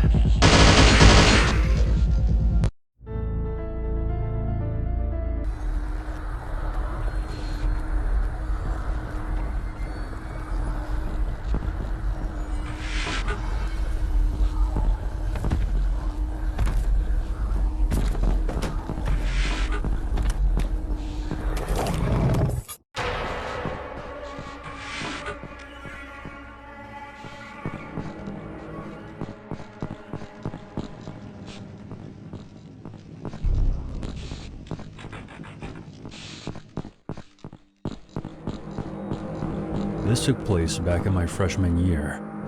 I was a bit of a family outcast back in those days. My father was a manager at an engineering company. Mom co-owned a daycare, and my older brother Ethan was the star running back of our high school's football team. I was a scene kid who enjoyed listening to metal, reading books, and playing Magic the Gathering. I know there might be a few people listening who fit that same category. Shout out to my peeps. I always hated going to my brother's football games. I was spared the away games, but whenever they played at home on a Friday night, I was forced to go. I counted Friday nights as part of the weekend, so I was extra pissed about having to waste it. It was October of 2009.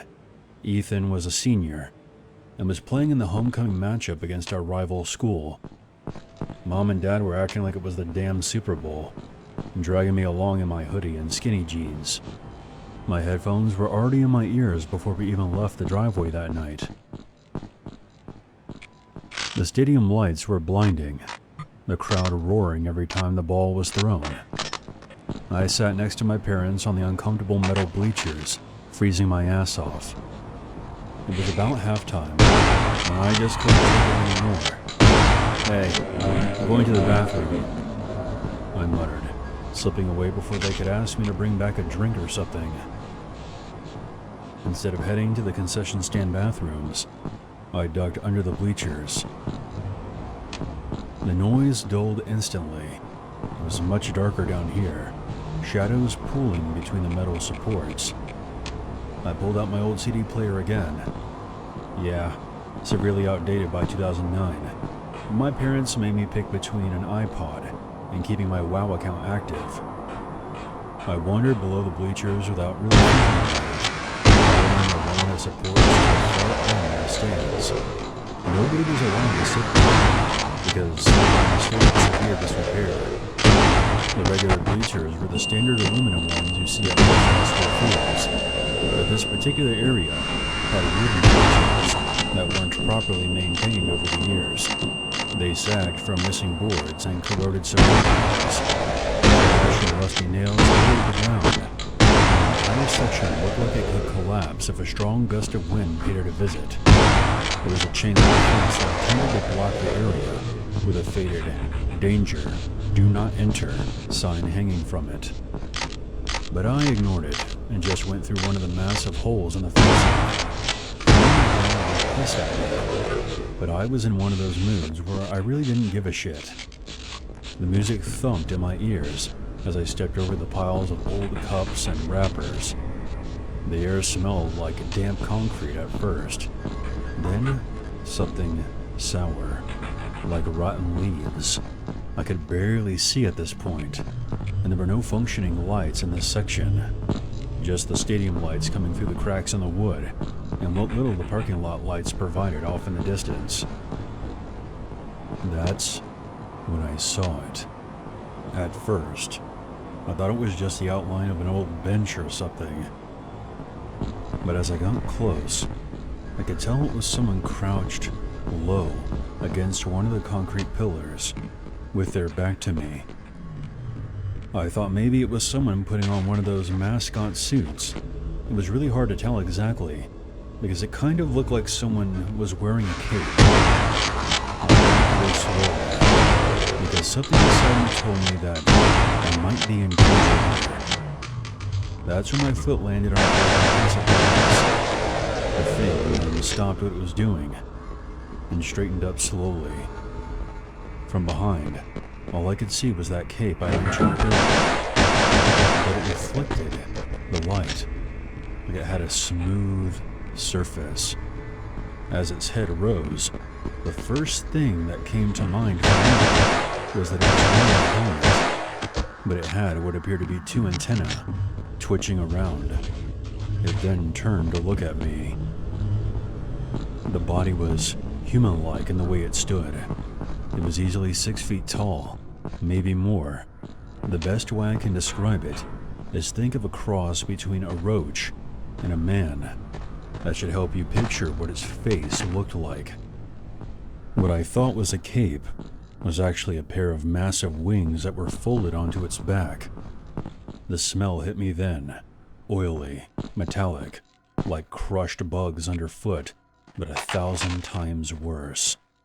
It then let out a hiss.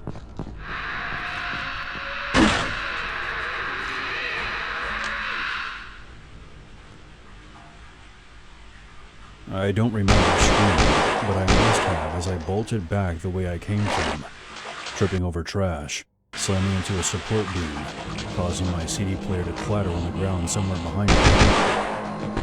I didn't stop though. Fuck that CD player. I burst out from under the bleachers, right near the sidelines, nearly out of breath. "Dad, there's something under the bleachers," I yelled when I spotted him. He had moved from the spot in the bleachers and was now standing with a couple of other parents, watching the game. He turned to me, frowning. "What are you talking about, Blake?" I grabbed his sleeve, dragging him toward a big guy in a windbreaker that said, "School Resource Officer" on the back. I explained the whole thing to him. There was a strange-looking, tall man under the old bleachers who hissed at me. My voice cracked the entire time. The officer raised an eyebrow, but humored me. "All right, kid. Show me where." My dad came along too, one hand on my shoulder, like he thought I might take off again. We went back under the bleachers, the officer leading with his flashlight. The music from my dropped player was still faintly audible from somewhere. When we got to the chain link fence, the cop told us to wait, and he would go check things out. He returned a short time later with my CD player. "Didn't see anyone else here. You said he was by the parking lot?" "Yeah, next to one of those concrete things." "Well, I looked around and didn't find anything. I also need to point out that you shouldn't have been in this section either. But I've caught a few homeless people sleeping underneath these bleachers before. Probably just spooked one of them, and he took off after you did." My dad sighed, squeezing my shoulder. "Yeah, you probably just woke up from your nap. I got upset and yelled at you." I wanted to argue, but what was the point? They didn't see what I saw. They didn't hear that terrifying hiss. I withheld the description of the creature for obvious reasons. They walked me back to the stands, and me and Dad sat down next to Mom. Ethan scored a touchdown shortly after, and the crowd went wild, which stopped any further discussion of what happened to me. I didn't sleep that night. Every creak in the house sounded like a loose pond, and every shadow looked like a giant roach. I kept thinking about that thing I saw under the bleachers. This happened before I knew anything about online communities that documented encounters with cryptids, skinwalkers, etc. From available sources across the web, the Roach Man doesn't appear to have many well-documented encounters in the same way that Mothman, Bigfoot, or the Jersey Devil has. It's a rather obscure entity that only a few people have cited. The one theory I found that made sense is that a roach was somehow contaminated by one of those Nuketown testing sites, altering its DNA, and each offspring of that roach became bigger and bigger as time went on. That theory would explain the size, but not the way it stood. If anyone else has some insight to this incredibly rare cryptid, please leave a comment down below.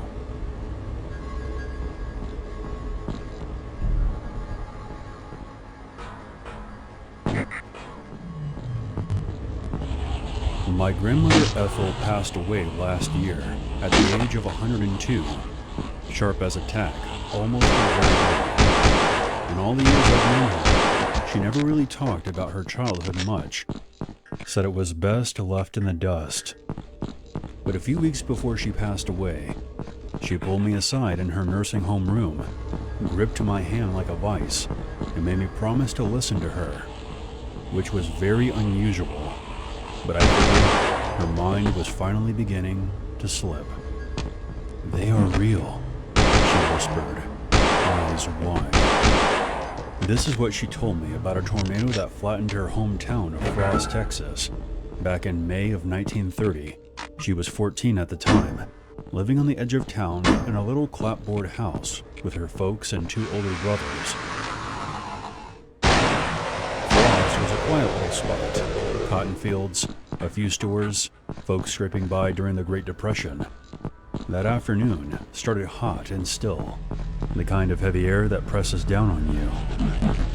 By the evening, the sky turned purple, thunder rumbling like artillery. Ethel's father had gone out of town for the day, her brothers were at work, and her mother was outside doing some laundry. Ethel was lingering by the kitchen window, watching the clouds boil. That's when she first saw them.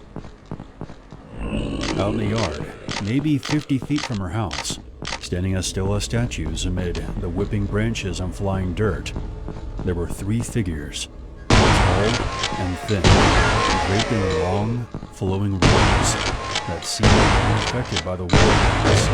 The storm was howling by then, wind strong enough to pull fence posts straight from the ground, but the robed figures remained standing. No faces she could make out. They weren't human, she insisted. Their limbs were hidden beneath the robes, but from what she could tell, their arms seemed to be too long, like they were bent in places they shouldn't be. Some folks in a Reddit comment section said they sounded like something called the Verdugo from a Resident Evil game. I'm not familiar, but I figured I'd throw that out there for a comparison. She froze, heart pounding. By this time, the tornado had touched down and was barreling toward the house like a freight train. It was then that her mother barged in through the back door and quickly yanked her toward the storm cellar. She glanced back one last time. One of the robed creatures suddenly appeared inside the house. It stood motionless by the spot where she had been standing by the window. She recalled seeing a pair of piercing blue eyes before being pulled down into the cellar. As soon as the door shut, the tornado hit with full force. The noise was deafening, wood cracking, glass shattering, as her childhood home was ripped from its foundations and landed somewhere in Kansas.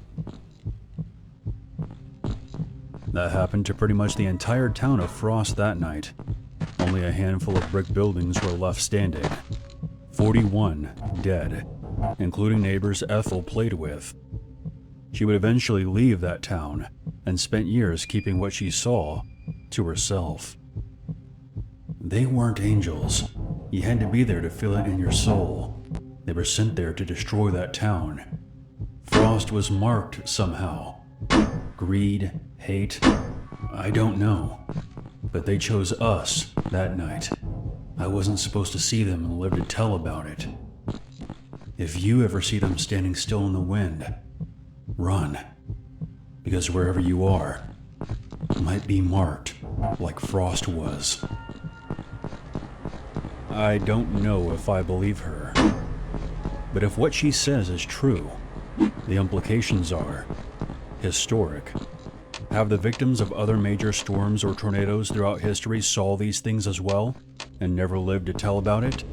Do they guide certain storms?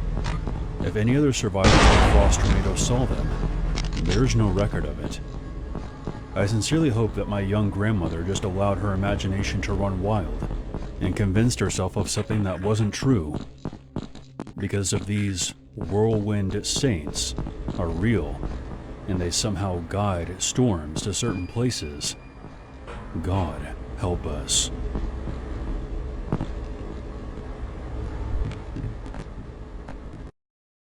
Hey Pro Painters. With Behr, you're getting paint. I've been working the graveyard shift at this rundown gas station off Route 191 in rural Arizona for about 6 months now. It's the kind of place where the neon sign flickers half the time, and the only customers after midnight are truckers hauling cattle or lost tourists who took a wrong turn off the interstate. The desert stretches on forever, scrub brush, red rocks, and not much else. The nights drag on. 8 hours of staring at the security monitors or wiping down counters that don't need it. But lately, something made it bearable. The deer. They showed up a couple weeks back, a small herd of mule deer, maybe 5 or 6, with a big buck leading them. They would hang around the gas pumps at dusk, grazing on sparse grass by the lot, or just standing there. Ears twitching at every coyote howl in the distance. I would spot them on the cameras first, shadows moving under the floodlights. Then I would peek out the window to watch them. It was oddly comforting, like having silent company in the emptiness. After a few days, I started leaving scraps out, apple cores from my lunch, or some old bread from the snack rack. Watching them made the long hours feel less lonely. Then, one evening, they were gone. No sign of them on the cameras. No trucks in the dust. I figured the pack had moved on, maybe chasing a better terrain up the hills as the dry season hit harder. Disappointing, but that's nature out here. The shifts went back to boring real quick. All that changed last Tuesday. I closed up around 2 a.m., like always. Locked the doors, flipped the sign to closed, filled the pumps, locked up, and headed to my car. The lot was empty, not a single star in the sky out that night, and it was very quiet, the kind of quiet that makes you feel bothered. I headed to my beat-up Ford in the corner spot when I noticed a deer carcass right next to the driver's side door. Its guts spilled out onto the pavement. The body had been mangled, ribs cracked open like someone pried them apart with their bare hands. My stomach twisted. I've seen roadkill before, but this felt deliberate. Like someone knew I enjoyed watching those deer and decided to punish me for it. I froze, scanning the lot. At the far end, near the dumpsters, something caught my eye. At first, I thought it was a coyote, a big one. But no. This thing was massive, easily the size of a Great Dane, with hunched shoulders. It looked like a wild dog from hell, with a snout that was way too long. Chupacabra.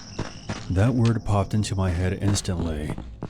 Everyone around here knows about them. And I certainly heard plenty of stories from all those late-night podcasts that managed to stay awake. And here it was, staring right at me, unblinking, head low. It then began to move. Slow, deliberate steps. Not charging, just advancing. Testing if I would run. I yanked the door open, dove inside, slammed it shut, then jammed the key into the ignition. The engine roared to life as that thing picked up pace, now sprinting toward me. I peeled out of the parking lot, tires screeching.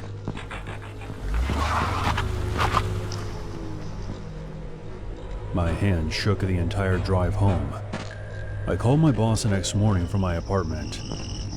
I quit, effective right now. And I didn't care to explain why. Kind of a dick move. Haven't been back to that area since. I know this may sound a bit crazy, but I've been digging online. People are talking about how chupacabras are popping up more in the Southwest. But these aren't the scrawny goat suckers from the old legends. They are describing bigger ones, bulked up, more aggressive, like the one that I saw. Mostly they drain livestock, leave them hollowed out like that deer was. but some posts swear they're eyeing humans now, getting bolder. And if that's true, we might be next on the menu. Stay safe out there.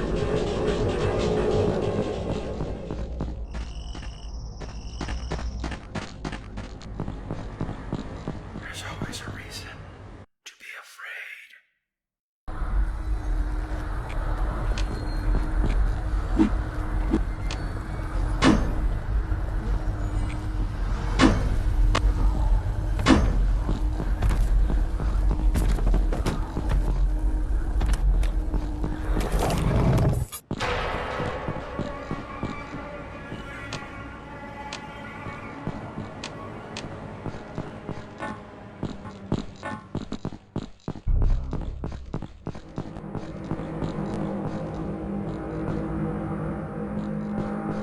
This happened when I was 24.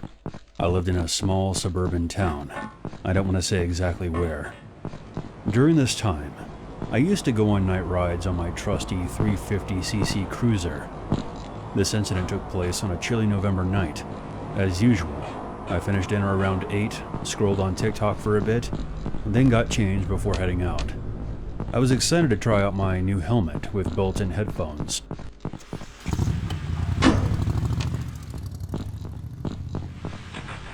It had barely been 10 minutes into the drive when the Bluetooth cut out.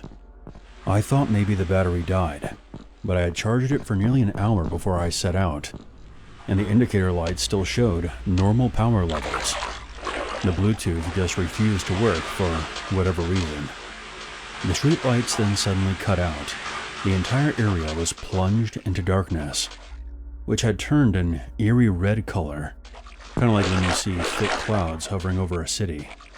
The temperature dropped sharply, and a gust of wind blew past. The atmosphere felt unwelcoming, as a primal fear gripped me.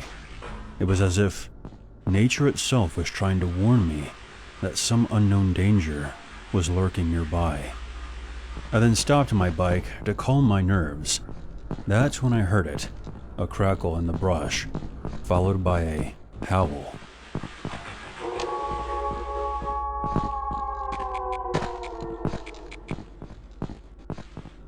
I've heard dogs and wolves howl before, but I could tell there was something different about this one. It was like whatever made it didn't know how to howl exactly, like it was tuning its vocal cords. I wasn't too alarmed at this point. It sounded like it came from somewhere far away, and I had time to light up my cigarette. That's when I saw it. In the faint glow, I spotted something standing just off the road. The dim lighting revealed a figure with glassy, fogged-over eyes, reflecting the light from the lit match I held in my hand. Its mouth looked canine, but it hung unnaturally low, loose and wrong. Protrusions jutted out of its head, like antlers of a stag. It were malformed, twisted, and out of place. It appeared it was trying to copy several things at once. Instinct took over. I dropped the match and started up my bike, slamming it into first gear, and took off in the opposite direction. But it wasn't over. That night, when I finally crawled into bed and was scrolling on my phone for nearly an hour, I eventually started to drift off, just as sleep was about to pull me under. I woke to a scratching directly beneath my floorboards. It was slow, deliberate, and getting closer.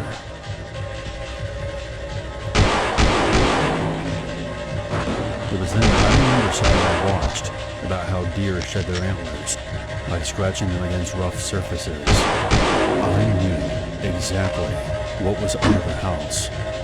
I grabbed the .44 Magnum I kept on the nightstand and emptied the cylinder onto the floor, where the sound was the loudest.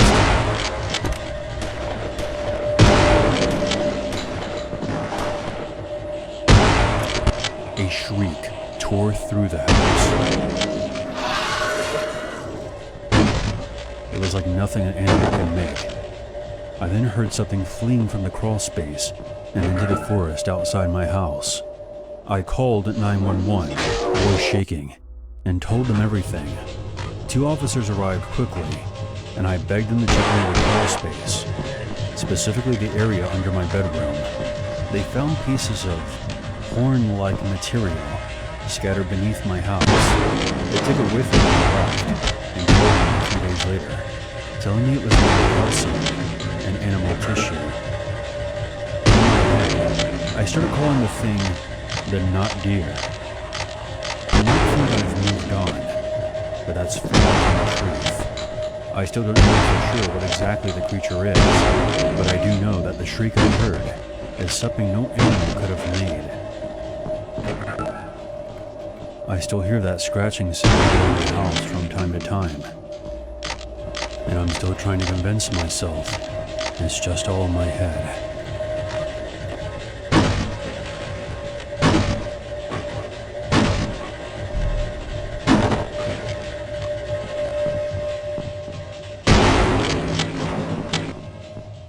This happened in late 2023 in a small Midwest town not far from the Mississippi River.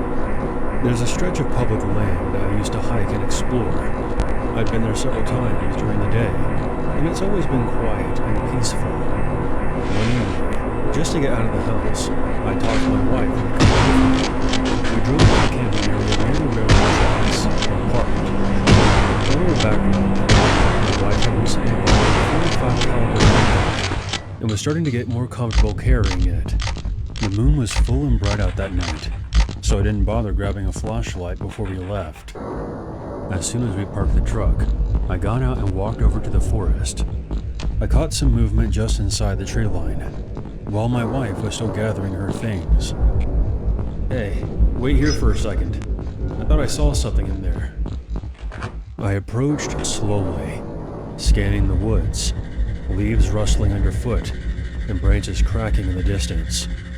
About 50 feet in, I spot an old oak stump, about 3 feet tall and roughly 3 feet across.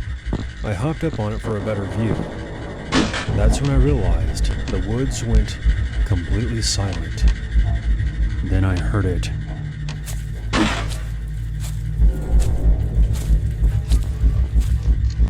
Heavy, deliberate footsteps coming straight toward me. Whatever it was big, shaking the ground as it moved.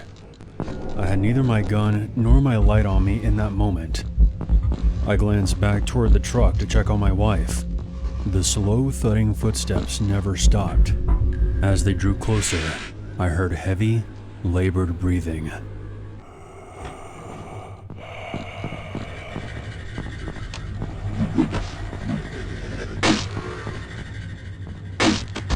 At about 10 feet away from my position, it stepped into a patch of moonlight. It stood roughly 10 feet tall, on 2 legs, its amber eyes shining against the dark. Its ears pointed straight up. Its legs were bent like a massive dog. It closed the distance and towered over me on the stump, staring straight down. The stench hit me with a grand slam. Rotting meat and wet dog. It then let out a low growl.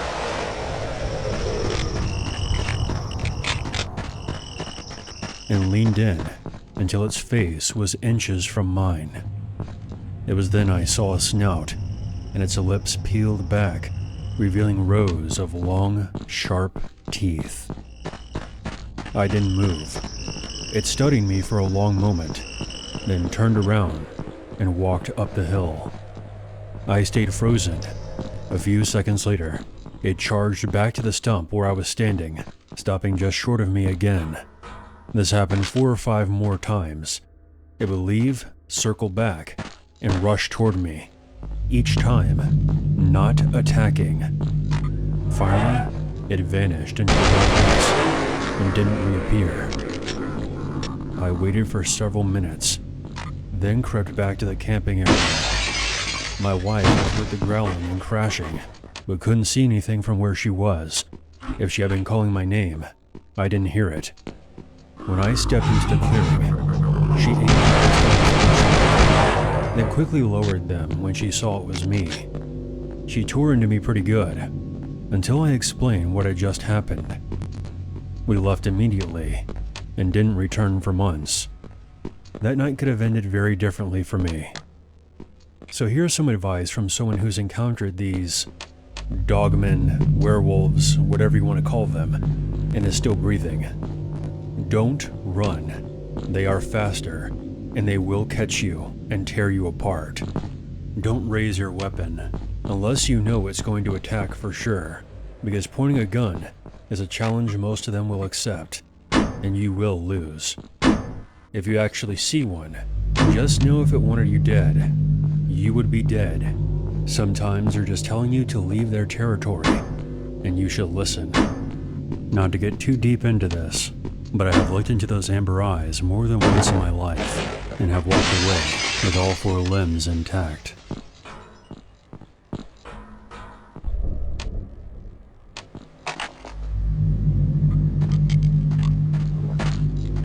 The disappearance of John Loudon Casper has never been solved. Many years ago, I was a part of that investigation, and I believe I was one of the last people to see him alive, or at least something that looked like him. I guess I should start from the beginning. My name is Mitchell Radcliffe, Arizona native. In April of 2004, I was 29, had been divorced for 6 months, and was living in a 1-bedroom apartment behind a Walmart. I had spent 10 years bouncing between construction jobs and contracting companies. Assholes, by the way. When a buddy of mine dragged me to a search and rescue open house, they needed volunteers. I figured, free training, get out of the house, maybe make a connection for a better paying job. I passed the background check, took the 32-hour course, and bought my own boots and a decent handheld radio. My first call was on May 24th of that year, only a couple weeks into the job. John Casper had been reported missing, and his Toyota Tacoma was found abandoned south of Wickiup. We gathered at mile marker 95 on US 93. 8 volunteers, which included myself, 4 deputies, and 2 bloodhounds. The lieutenant penned Casper's photo to the tailgate and explained that John had left his home 6 days earlier, told his daughter that he would be back soon. Then, nothing. His truck was found unlocked, keys in the cup holder. No note, no blood, no sign of a struggle. Just gone. Briefing took about 5 minutes. It was high desert, 89 degrees and already climbing. The wind out of the west would erase any tracks by noon. We spread out in the standard grid, 1 searcher every 100 yards, radio check-ins every 30 minutes, drink like it's your job. I drew the eastern arm, a shallow canyon full of ironwood. That's how I ended up alone, calling the dead man's name into the heat. That's when I found a shoe stuck in the sand. I had no way of knowing if the shoe I found was connected to the missing person. I swept through that entire region and found nothing else. Although I did have a strange feeling, like something was there with me. I turned in the shoe I found, and once everyone else came back, they told me they would go check out the area where I had found the shoe with the hounds. Since I didn't hear anything else about it, I assumed they didn't find anything out there either. 2 nights later, after the search was called off, I drove back out to the canyon by myself.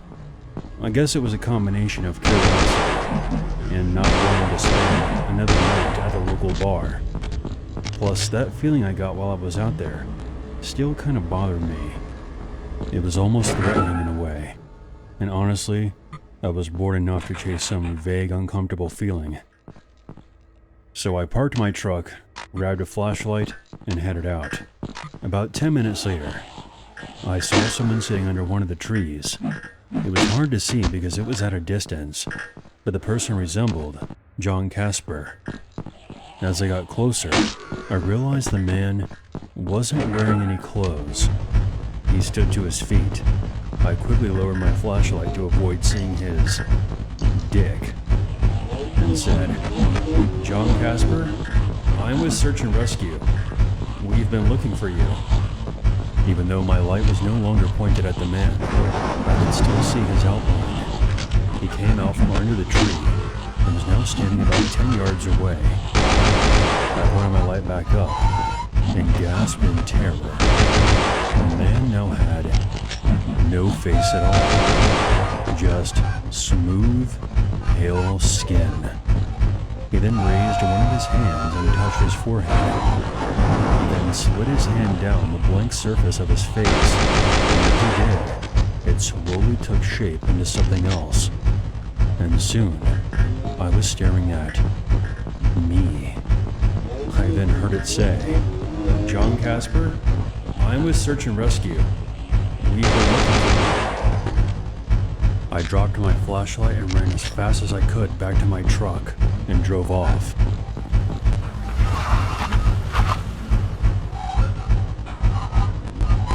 I never told anyone about what I saw, but it was primarily the reason I resigned 2 weeks later. It was also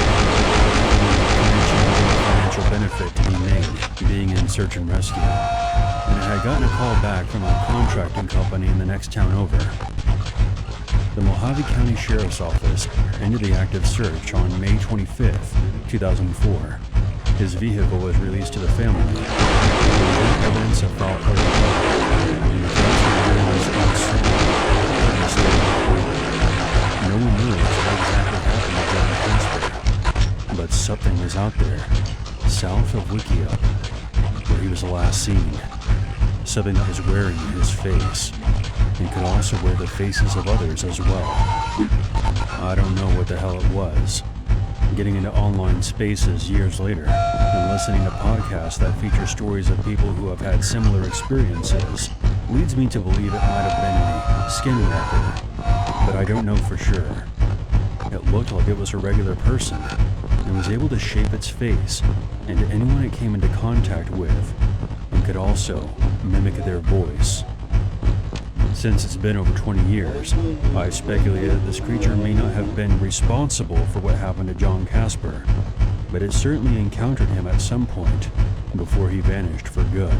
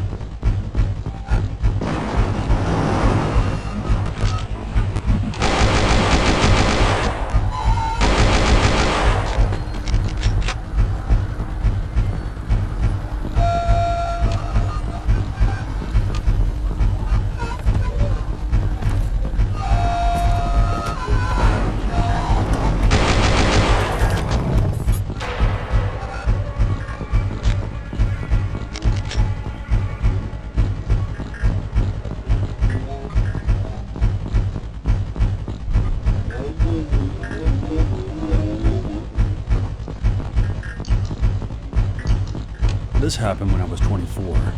I lived in a small suburban town. I wouldn't say exactly where. During this time, I used to go on night rides on my trusty 350cc cruiser. This incident took place on a chilly November night, as usual. Strolled out to the top for a bit, then got chilling.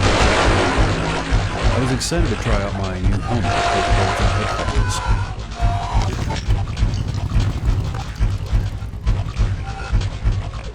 It had barely been 10 minutes into the drive when the Bluetooth cut out.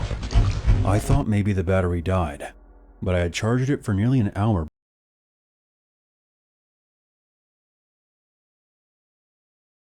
Like when I close my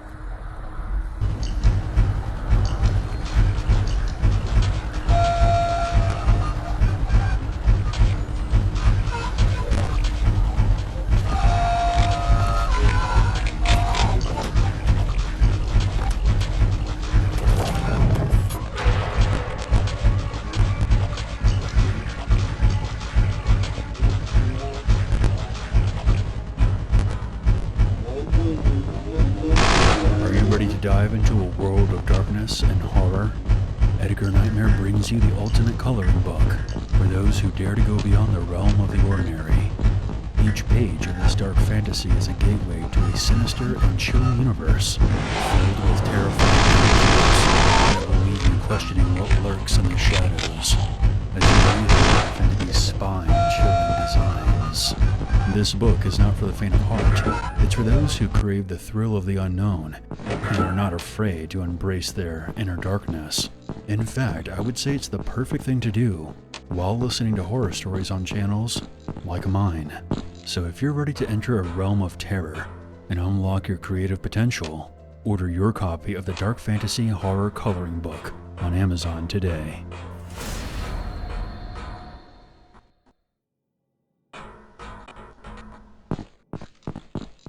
My name is Kevin, and I live in Missouri. This story is about two encounters that I've had with a strange creature. The first occurred in 2013, and the second happened 6 years later. In 2013, I was going to community college, and I was still living with my parents.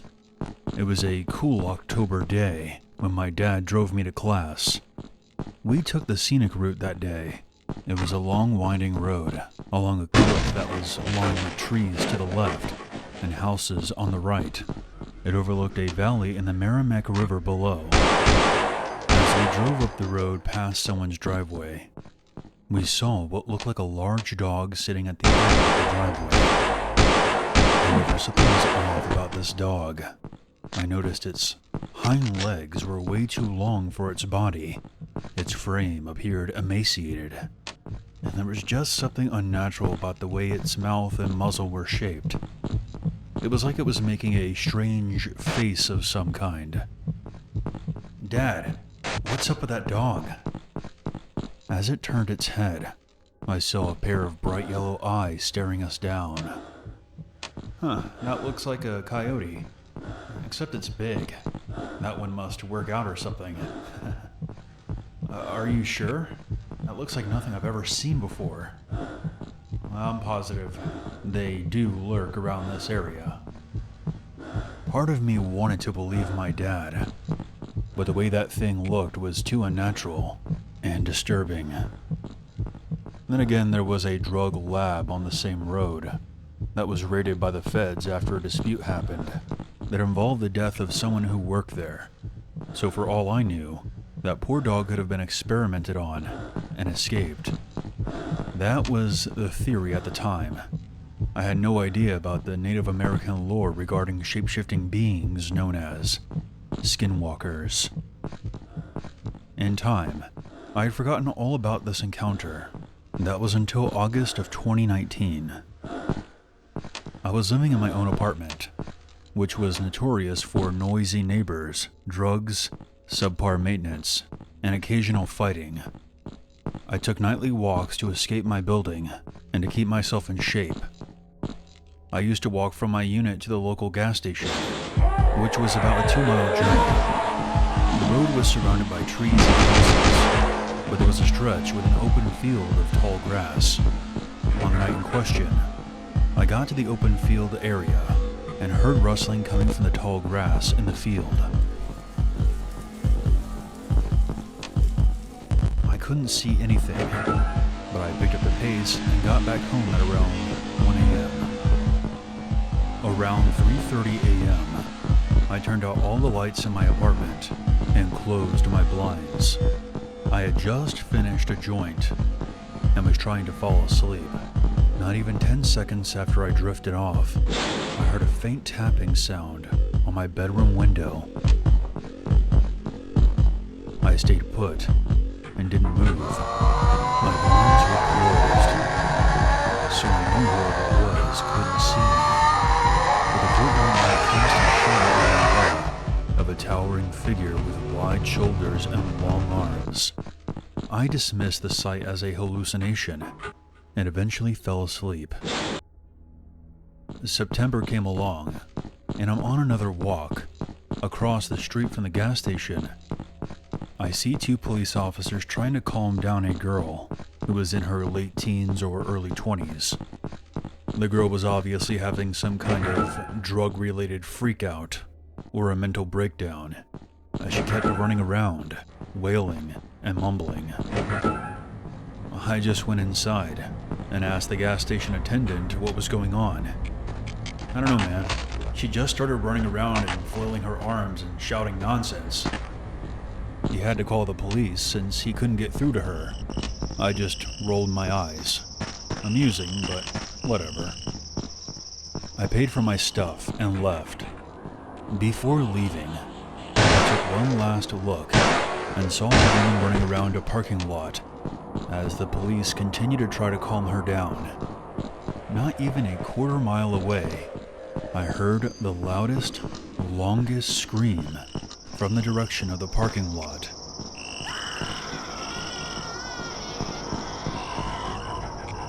I knew the girl was probably being taken into custody or something. Well, that sucks, I muttered to myself as I continued toward my apartment.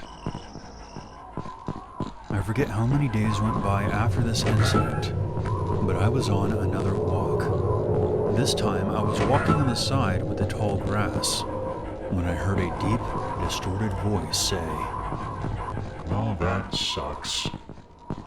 Curiosity got the better of me, so I crossed the street to the right side, which was a big mistake. Further down was a tall lamppost. A small figure came out of the tall grass and stood beneath the light. As I got closer, I got a better look at the figure. It had long hair that covered its face. It had these unnaturally long arms and huge hands. It was too small to be an adult, maybe a child. I was simply going to walk past the figure when I looked up and saw those same yellow eyes I had seen 6 years prior. I then heard a familiar shriek.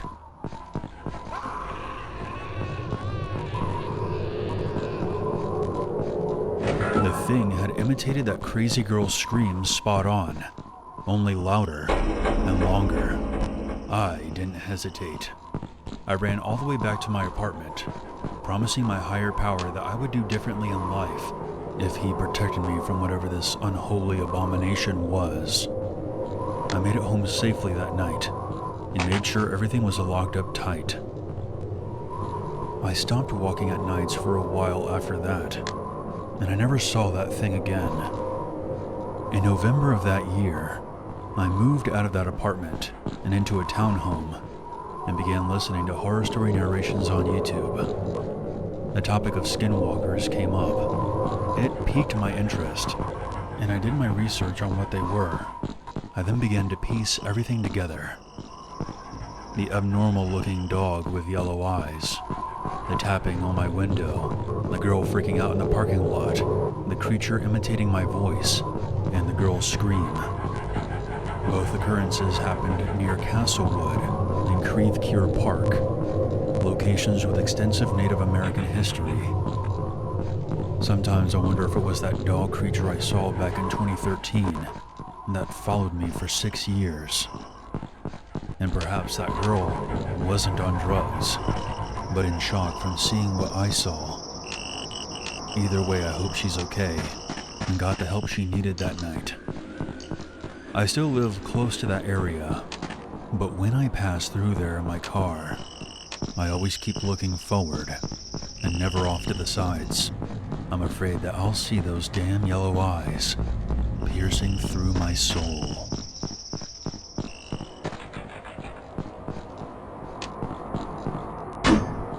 My name is Mitch. My friends and I live in a small mountain town with a very low population. If you're not into the outdoors, this isn't really the place for you. One day, my best friend James invited my girlfriend and I to stay at his grandparents' house for a few days, which was way up in the mountains. A couple more mutual friends would also be there. It was party time. We agreed and packed our stuff and headed over. We got there and settled in, and shortly after, we got unbelievably high. The house was full of smoke within an hour. My girlfriend Tracy told us that she had the munchies and we should have a picnic in the forest, We all thought it was the perfect idea. Remember, we were all high. So we packed some snacks in a box and grabbed one of those checker red blankets for that authentic picnic feel. We also didn't forget to pack some more of the green. Can't forget that. We then set off into the woods, completely unprepared for anything other than a picnic. We walked for a while until we got to a small clearing, then sat down to set up. Tracy, James, and Max, one of my other friends, were about to light up another joint, but myself, JJ, and Rex decided that we would sober up a bit. After all, we were in the middle of the forest, where lots of things could go wrong. Thank God I made that decision, as it may have saved our lives that day. If I had kept smoking, I would have become lethargic and unaware. I probably wouldn't be here right now telling you this story. After a while, we got up and began heading back. After just a few minutes of walking around, I hear a twig snap behind us. I froze. Did you guys hear that? All of them shook their heads no. Another twig snaps, and this time, everyone hears it. Who the hell was that? Y'all, relax. Did you forget that we're in a forest? It's probably a deer or something. Max chimed in. But James, our host, was freaking out. Guys, we should leave now. I heard that wolves roam around this area at night.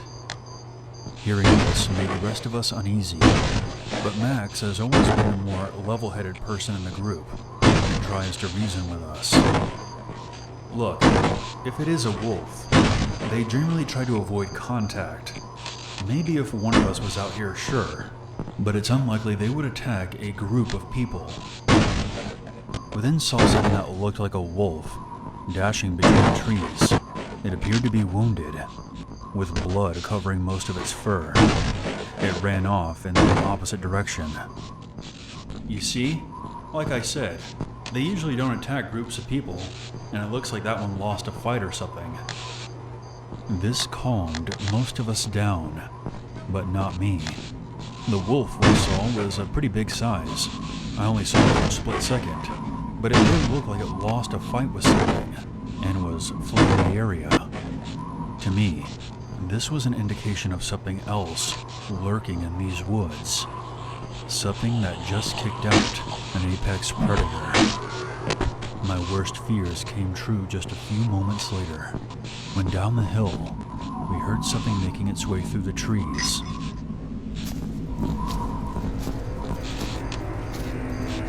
It soon emerged from the tree line.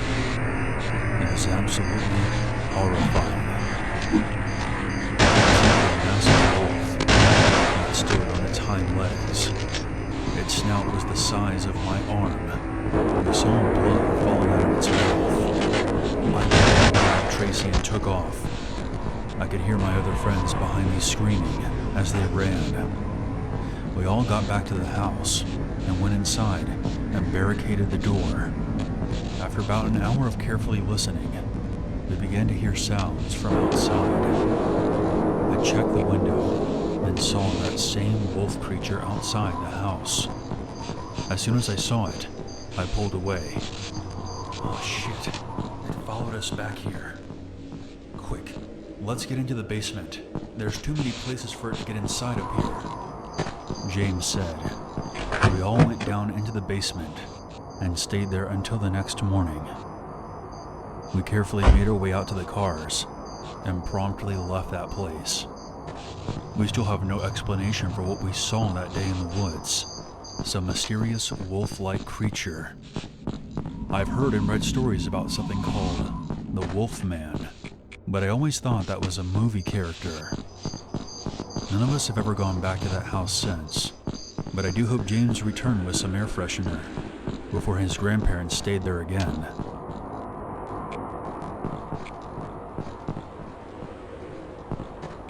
I'm going to keep this story short and sweet.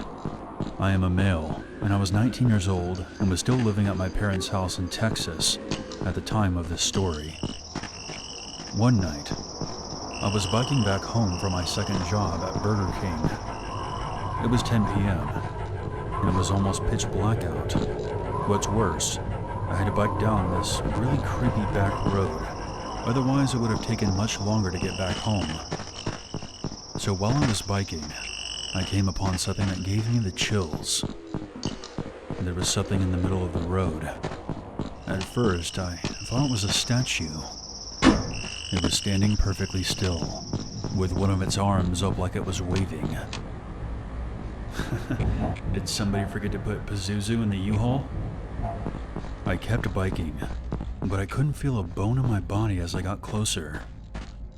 And no matter how fast I advanced, the statue always seemed to be at a distance, while not moving whatsoever. A pair of red eyes flashed at me before being obscured by the headlights of a passing car.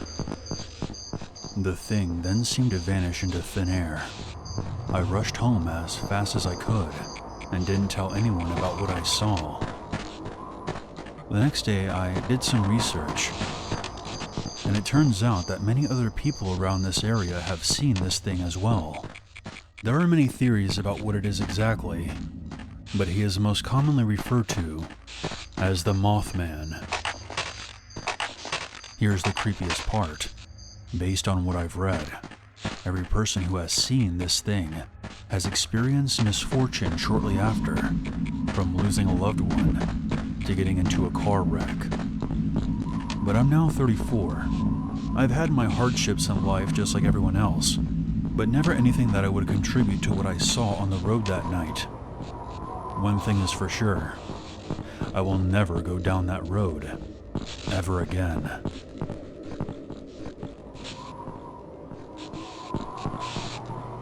Hey everyone, this is your Uncle Unit.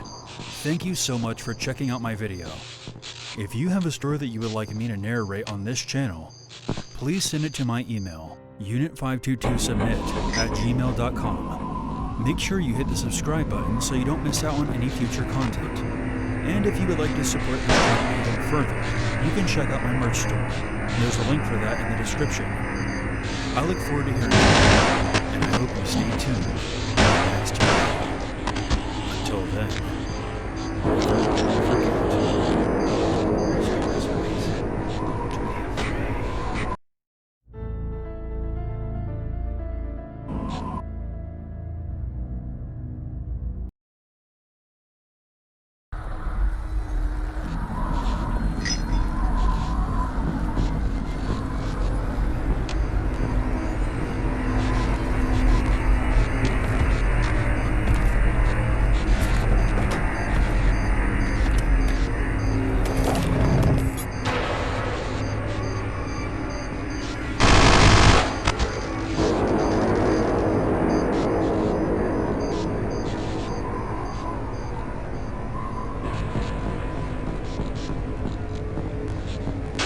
My name is Carlos, and I'm not really sure what category this story falls into.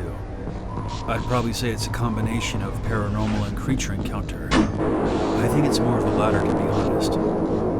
I know that not many people are going to believe my story, but I've decided to submit it anyway. Maybe at the very least, somebody can be entertained by it. Anyways, it was a different world back in 2003. I was in my early 20s, single and ready to mingle. I lived in an apartment complex in upstate New York at the time.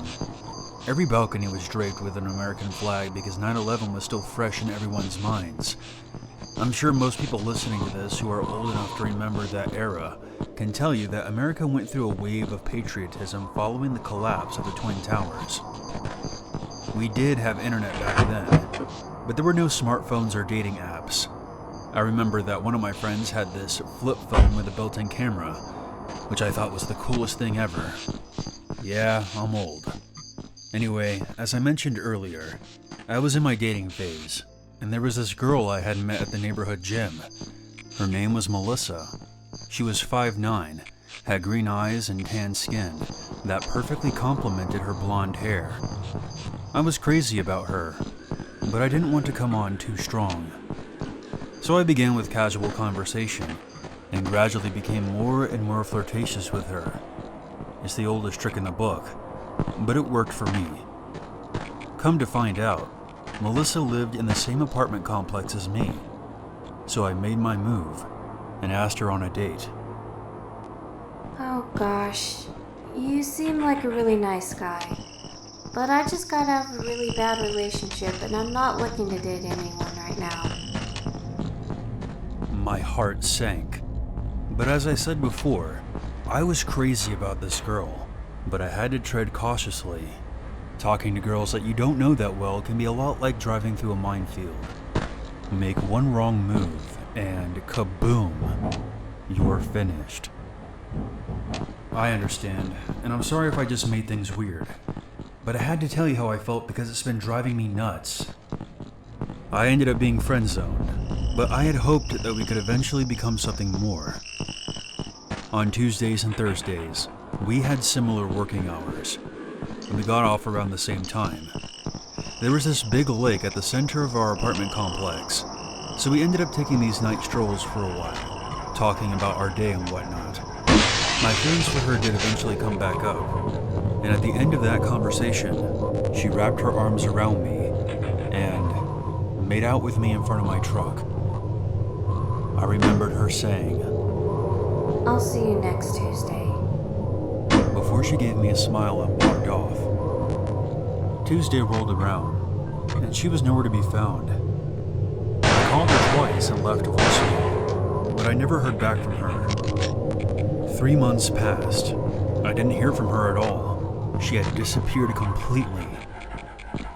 Of course, I was questioning if I had done anything wrong, but without her returning my phone calls, I had no way of getting to the bottom of it. I remembered thinking that she might have been kidnapped or something, but I didn't see any news reports about a missing 5'9" blonde girl in my area, so I just came to the conclusion that she had simply lost interest in me. I'm not going to lie, I was pretty heartbroken, but after 3 months with no contact, I had to move on with my life. It had been about 7 months since I last saw her, when I received a phone call one night. It was around 3 a.m., and I was half asleep when I answered. Hello? Hello, Carlos. It's Melissa. Melissa's voice was cold and emotionless, like she was reading from a script. Melissa? Where have you been? Do you still want me? What? Do you still want me, Carlos? I honestly don't know. You left without saying a word. Can you meet me by the lake in 10 minutes? I'll explain everything. Please, Carlos. I didn't know what to make of the situation. I was genuinely confused. Regardless of any feelings I had about Melissa, I wanted to know what the hell happened and why she vanished. I quickly put on some clothes, left my apartment, and headed downstairs towards the community lake. From the direction I approached, there was a bench next to the sidewalk with a large oak tree directly behind it. The lake walk closed down at midnight, so all the lights around the lake were turned off. The only thing providing any kind of illumination was a white exterior light mounted to the nearest apartment building on the left. I could see someone sitting on the bench. I suddenly stopped roughly 20 yards from them. Something inside me told me that I was in serious danger. I assumed the person sitting there was Melissa waiting for me. But something wasn't right.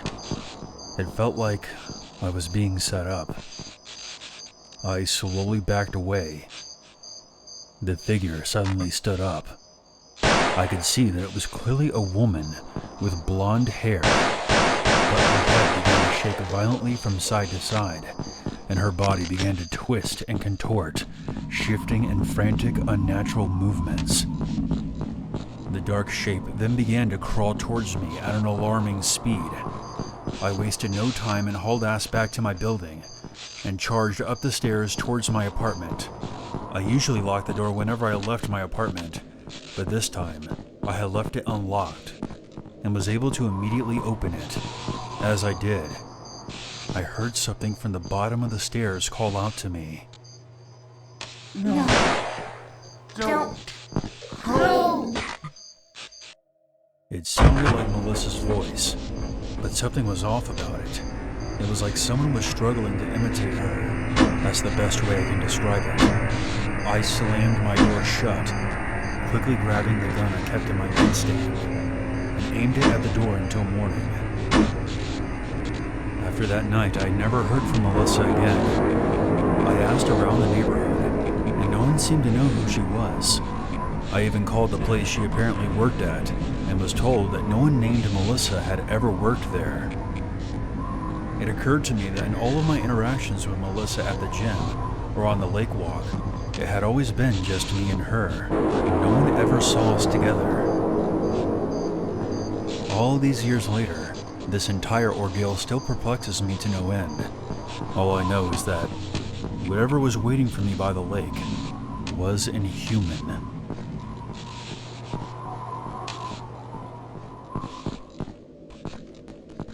To start off, my name is Will, and I'm from a small town called Southampton in Massachusetts.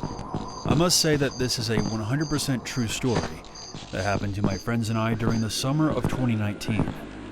Myself and my friends Edward, Will H., Frankie, and Rylan were all sleeping over at my friend Spencer's house. I should add that Spencer's house is on a dirt road between a hiking trail and a forest. So that night we all planned to go fishing at a creek a little ways down the hiking trail, and we brought some weed along with us to spice things up. We were just a bunch of dumb teenagers trying to have fun. Frankie was a bit apprehensive about going into the forest at night because he was nearly robbed by a homeless man in these same woods a few years prior. But we ended up convincing him that it would be fine because we were in a group. It was about 11 p.m. when we snuck past the living room where Spencer's dad was yelling at the TV about the Jacksonville Jaguars or something. I won't refer to him by his real name, but his nickname was Joey Bonanza, Joe for short. During our walk down to the creek, we were all laughing and talking about sports, girls, and all the other things that teenagers would talk about. Fast forward an hour later, and we were fishing by the creek. We were all pretty lit at this point, but Rylan was beyond the clouds, if you know what I mean. We were all just chatting when we heard a splash coming from the other side of the creek. We all looked over to Frankie, who was throwing some popcorn out of his backpack into the water. We chalked it up to a fish or a duck going after the popcorn. But Edward and I realized that the splashes were coming from the other side of the creek, opposite the flow. The popcorn would have gone downstream. We eventually lost interest in it and went back to fishing. I do remember walking over to Frankie and asking him why he was throwing popcorn into the creek. Because I'm bored and I'm also kind of paranoid. And I don't know, I just like watching the popcorn float in the water. Takes my mind off of things. About a half hour later, we heard more splashes coming from the other side of the creek, much louder this time. Edward shined his flashlight, but it was still hard to see anything because of the fog above the water. However, through the fog, we saw what looked like the top of someone's head poking out of the water. At first, we thought that it was some other person playing a joke on us. But then we saw its eyes. They were glowing. Not like an animal's eyes when you shine a light on them in the dark. These eyes were glowing by themselves. We all looked at each other. What the hell is that thing? That's when Rylan chimed in, high as a kite. Maybe you shouldn't have thrown the popcorn in the water and attracted it to us, dumbass. That's when the figure emerged from the water. It had to be at least 8 feet tall and resembled a humanoid. I'm not kidding, I know it sounds cliche, but we were all staring down a nightmare that came to life. My friends and I ditched our stash and our fishing poles and fled in the direction of Spencer's house. As we ran, this thing let out the most disturbing sound I've ever heard.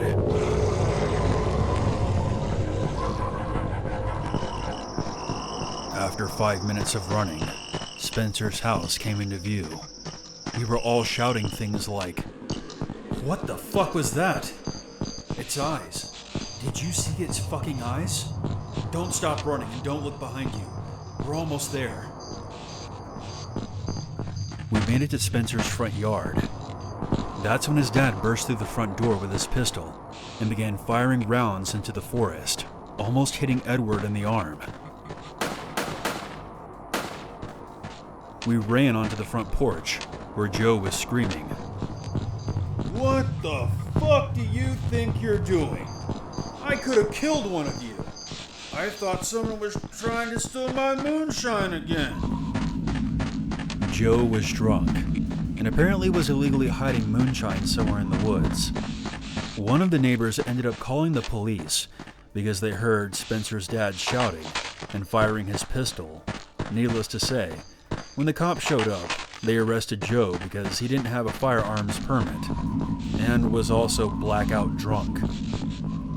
When he was escorted out of the house, he drunkenly told the cops, "Can you guys check to see if my moonshine was stolen?" I probably would have never thought about writing this, but I was in an Xbox party with Spence last night, and he convinced me to send this in. So, yeah, we haven't told anyone else about this since it happened. I've since moved away from Massachusetts, but I'm still in contact with my friends from this story, and we still can't explain what we saw in the creek that night. You don't have to believe me, and I don't blame you if you don't. If I wasn't with my friends that night, I would question that this ever happened. But I was there, and I saw it with my own 2 eyes. And to this day, I still get the chills whenever I think about it. I can guarantee you one thing: I will never go into those woods at night, ever again.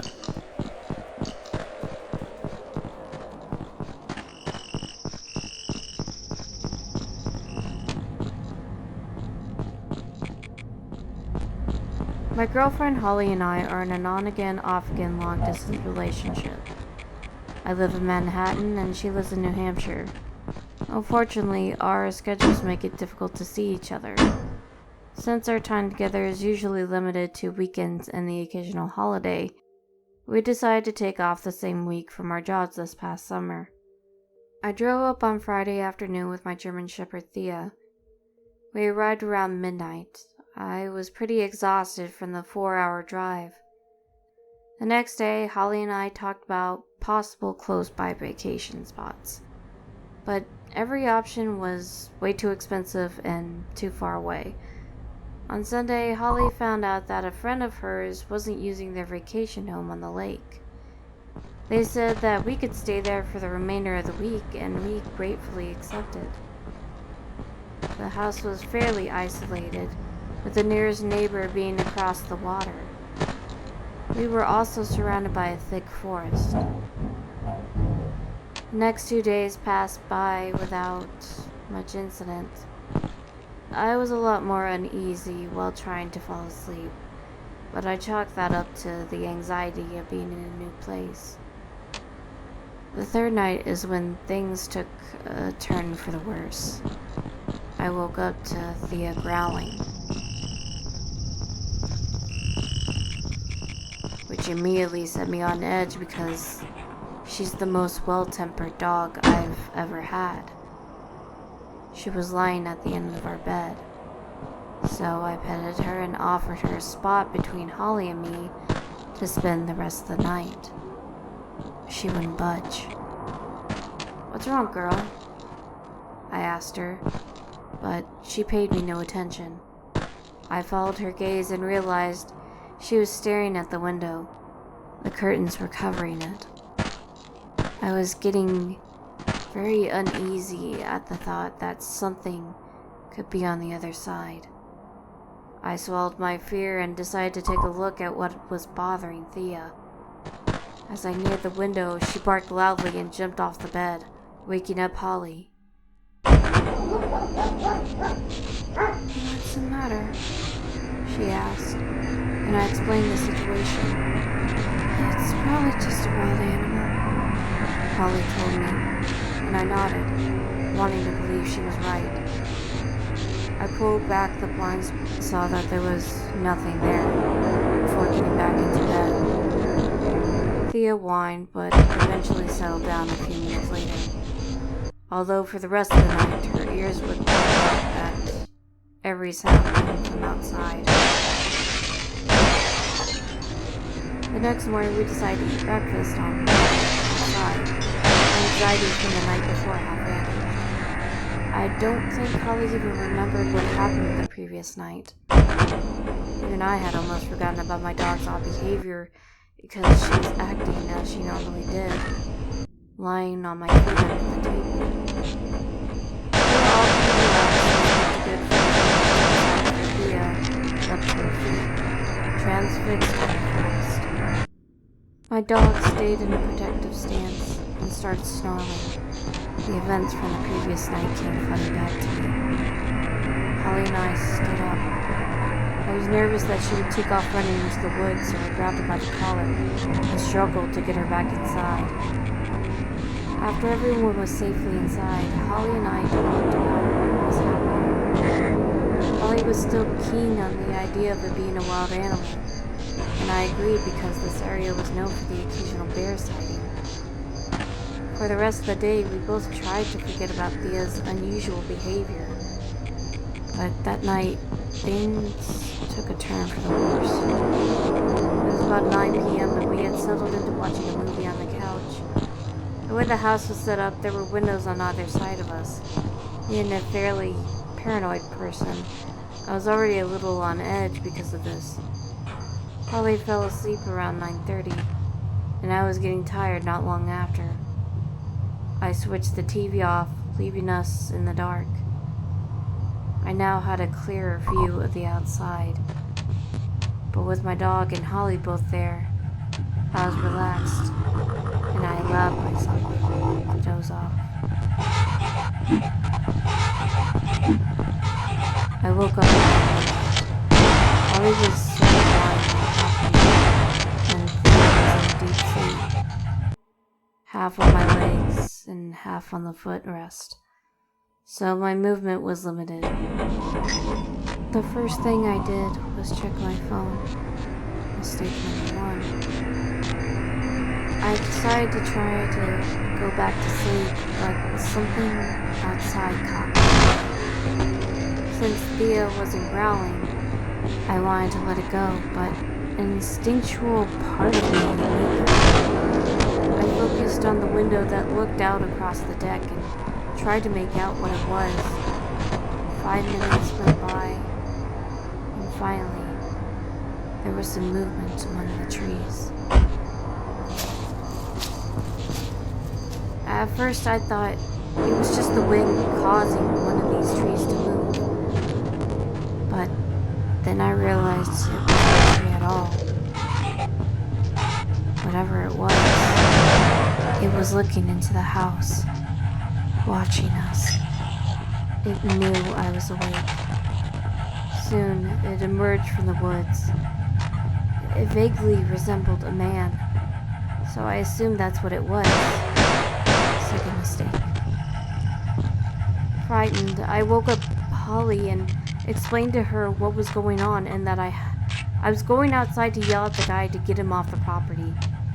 She warned me that this wasn't a good idea, but I didn't listen to her. We were both petite women, and whoever this was outside had probably determined that we were alone. It was a dumb thing to do, but I was pissed. The stalker was ruining our vacation, and I wanted to show him that I wasn't afraid. I'm a little bit more intimidating than my girlfriend, being a couple inches taller and having a resting bitch face. But if anyone in that house was going to freak this guy out, it was Thea. She was now wide awake and once again baring her teeth at the window. I switched the deck light on and walked out into the deck with Thea. I held her tightly by the collar so she wouldn't take off. Holly watched us, giving me a worried look, but didn't say anything else. It was so dark outside that I couldn't see anything, so I figured the stalker had bolted when he saw the light turn on. but to be sure he wasn't just still hiding somewhere. Hey! Get the fuck off our property! The police are already on their way and we have an attack dog. And she'll tear you a new asshole. I stood out there listening for a few minutes, but all I could hear was my dog's barking, which was growing increasingly furious. Just when I was about to say screw it and go back inside, there was an ear-splitting shriek from the darkness.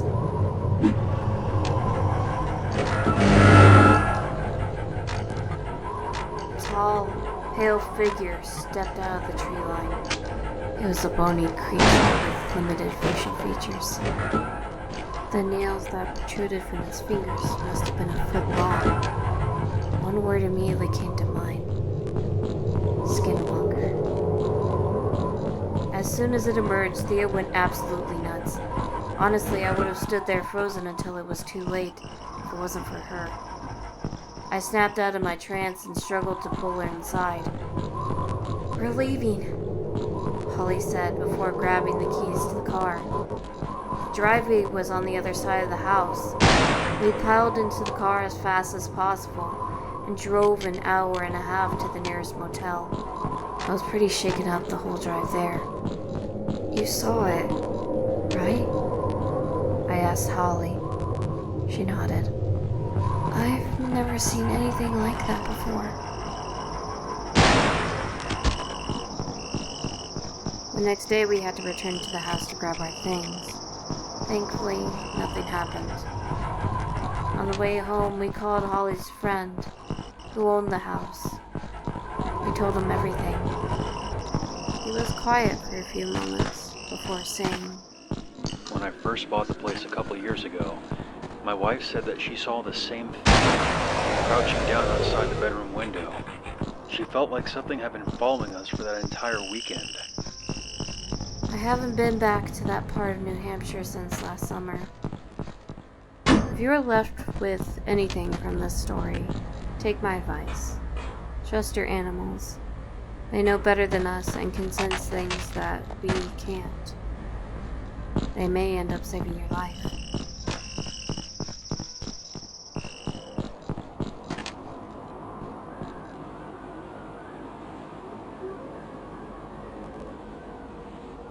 Hey everyone, thanks for watching. I want to give a huge shout out to Dead Josie for helping.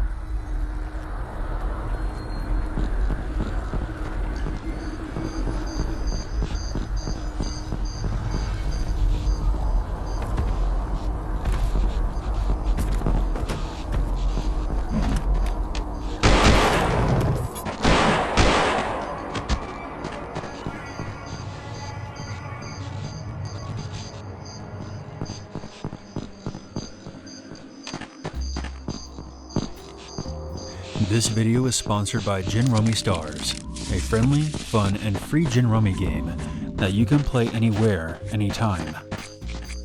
You can download this game by clicking the link in the description, and you'll get 1,000 free coins. Each player starts with 10 cards. The goal is to complete the highest number of sets and runs to achieve more points than your opponent, while trying to avoid any extra cards which count as dead wood. You'll also run into special variants such as the Joker Gin, which are wild cards that can complete any set. And if you've ever wanted to play cards with a bunch of strangers while wearing a wig, I've been there myself many times, you can customize your own avatar and match wits with players from all around the world. I really enjoy how engaging this game is. It's strategic and it also has a fast pace, which I find very stimulating. I was recently stuck in an airport for 3 hours, and this game made the time fly by. No pun intended. And I kept shouting yes out loud every time I got a matching set, and everyone around me kept looking up at me. It was kind of awkward. Do you mind? It sounds like you're having too much fun playing that Gin Rummy Stars game. Oh, you'll be fine. Go back to reading your newspaper. Anyways, click the link in the description and download Gin Rummy Stars. And as I said earlier, I'll hook you up with 1,000 coins for free. You're welcome. Not only will you be helping out my channel, but you'll also be supporting a very good cause. Gin Rummy Stars wants to raise awareness for animal rights, During June, some of the proceeds will be donated to IFAW, which is a global nonprofit organization. They rescue, rehabilitate, and release animals. They also help restore and protect their natural habitats.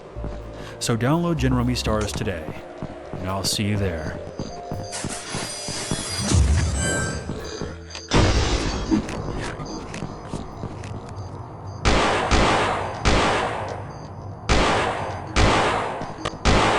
My name is Caleb Hudson. My YouTube channel is Hudson Hornet. The following is a true experience that I will never forget. For some backstory, this happened in 2015. I live in South Carolina. I've always been a fan of horror movies and being creeped out. The thrill was almost addicting to me back then. My wife would make fun of me because whenever that creepy feeling came over me, my eyes would instinctively begin to water. Being military, I've seen all the ugly and depraved things that humans are capable of, and I've never given much thought to the notion of the Native American creatures known as skinwalkers. Having zero experience with the native tribes, and being unaware of stories surrounding these creatures, I would have never imagined that something like that could exist in my world. I have since changed my thinking on this, and I no longer have any doubt in my mind that they are out there. By sharing my experience, I hope I can open your mind and inform you that not every encounter ends with immediate death or bloodshed. Hopefully, by listening to my story, you will react correctly should you ever find yourself in the same predicament that I was in. I live in a somewhat rural area, and my house is on 2 acres of land, surrounded by woods on 3 sides. At the time, I was on mid-shift, from 11 p.m. to 7 a.m. It was the weekend, and I normally stayed awake at night while my family was sleeping, so I didn't have to change my sleeping habits. I was outside working on my truck, so that the house would be quiet for all those sleeping. I was listening to some music, and cursing at the stubborn bolt I was trying to remove. The area was illuminated by a set of halogen work lights. I had my head stuck into the engine bay of my truck. I can't remember what song I was listening to, but I was singing along, trying to drown out the sound of my ratchet clicking over and over as I turned loose the rusty bolt. I wasn't really paying much attention to anything else. The song faded, and there was a slight pause before the next song started. In this 1 to 2 second break, whether it was conscious or subconscious, I picked up on something. An eerie tingling feeling running down my spine. The next song abruptly started, and I quickly reached up to my phone and paused it. After the music stopped, it happened again. My body was almost vibrating, and my eyes immediately began watering up. I stopped turning the ratchet and instantly froze in place, my head still leaning over into the engine bay. I listened carefully and slowly began to realize that the world around me had gone completely silent. Being 2 to 3 a.m. in late July in the South, you would expect to hear some crickets or some random dogs barking in the distance, maybe the wind blowing through the trees, but there was absolutely no sound, nothing at all. I got the sinking feeling that I was being watched, and had to force myself to calm down enough to turn around and confront whatever it could be. I raised my head, and I slowly turned, gazing into the utter darkness. I sighed with relief to know that no one was behind me, but that icy feeling and the deafening silence was still there. I had to convince myself that it was all in my head, but I had to look for some type of explanation for what I was experiencing. My work lights made it impossible for me to see anything in the darkness. I grabbed a smaller handheld work light from my tool bag and switched it on to scan the tree line. My eyes were hyper-focused on the beam as I scanned back and forth. I then saw it. Something was looming among the trees. My light reflected a pair of piercing yellow eyes. Startled, I froze again, unable to completely understand what I was looking at. The light in my hand was too weak to make out anything else. Without taking a step or averting my eyes off the ominous eyes, I reached my hand out to my work lights and slowly spun them around. I tried not to blink and held my breath until the beams of light landed on the bush. It revealed the dog sitting behind the bush. I let out a frustrated sigh at the thought of how stupid I was to have been frozen in fear by some random dog. Seeing random dogs in the woods or prowling around your yard is really common in the South. Collar and leash laws are lax in rural areas, meaning that dogs are free to roam at their will. I called onto it, whistling and gesturing for it to go away. The dog didn't move. Confused, my eyes focused on the dog's details. That was when I noticed it's of normal size. It was huge. Behind the bush, I knew that it was at least 4 feet tall. It was tall enough for me to see its head, neck, and most of its chest. It was sporting a coat of what looked like a German Shepherd, with some sort of skin irritation. Its large yellow eyes were haunting, and are now burned into my memory. I slowly began to realize that this wasn't a normal dog. Its face and body looked off. It's hard to explain, but it was like its skin didn't quite line up, like it was distorted in some way. My mind raced, staring into the creature's eyes, not knowing what it could be. My blood turned to ice after realizing how long I had been standing there. It must have been 5 to 10 minutes, and this thing hadn't moved an inch. It never even took a breath. I never saw its tail. To be honest, I don't even know if there was one. My mind spun as my heart rate elevated, and my skin began to crawl. I thought that if this thing was going to charge at me, I could do nothing other than scream as it tore me to pieces. I knew that no one was around me, and no one would know what happened to me or what terror I experienced in my last moments. Trying desperately to gather myself, I thought that if I didn't take my eyes off of it, then it wouldn't move. Now I know that this might sound stupid, however I do think that this was the correct course of action. I couldn't take it any longer. I stepped backward, half expecting it to attack me in response. But it didn't. I took another step back as my legs shook uncontrollably, never breaking eye contact. I walked backward until my back literally hit the house. I slid against the side until I got to the door. I slowly grabbed the handle behind my back, backed into the house, then slammed it shut, locking the handle and deadbolt. I flipped on the light, feeling safe, like when you were a kid and you pulled the covers over your head. I then broke into a million pieces, bursting into tears and sliding down the door, my head falling into my lap. I thanked my lucky stars for not panicking, taking deep breaths and trying to gather myself. From outside, I heard an unearthly, blood-chilling scream.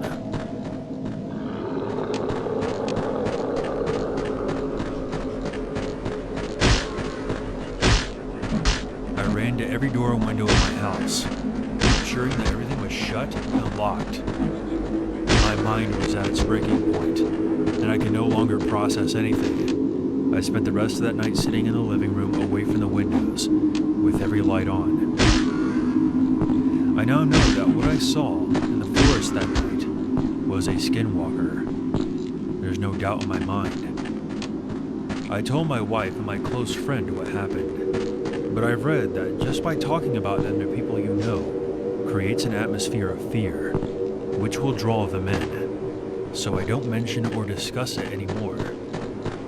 It's been years since that night, but every time I go outside after sunset, I can't help but scan the tree line with my flashlight, ever vigilant, but hoping that I never see that thing again. I still live in that same house to this day.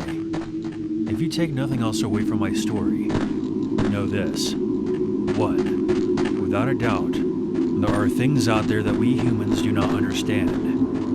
And 2, Always trust your gut instinct when it tells you that danger is near. And 3, if you see them, stay calm. Do not speak. Breathe slowly. Carefully back away, and never take your eyes off of it.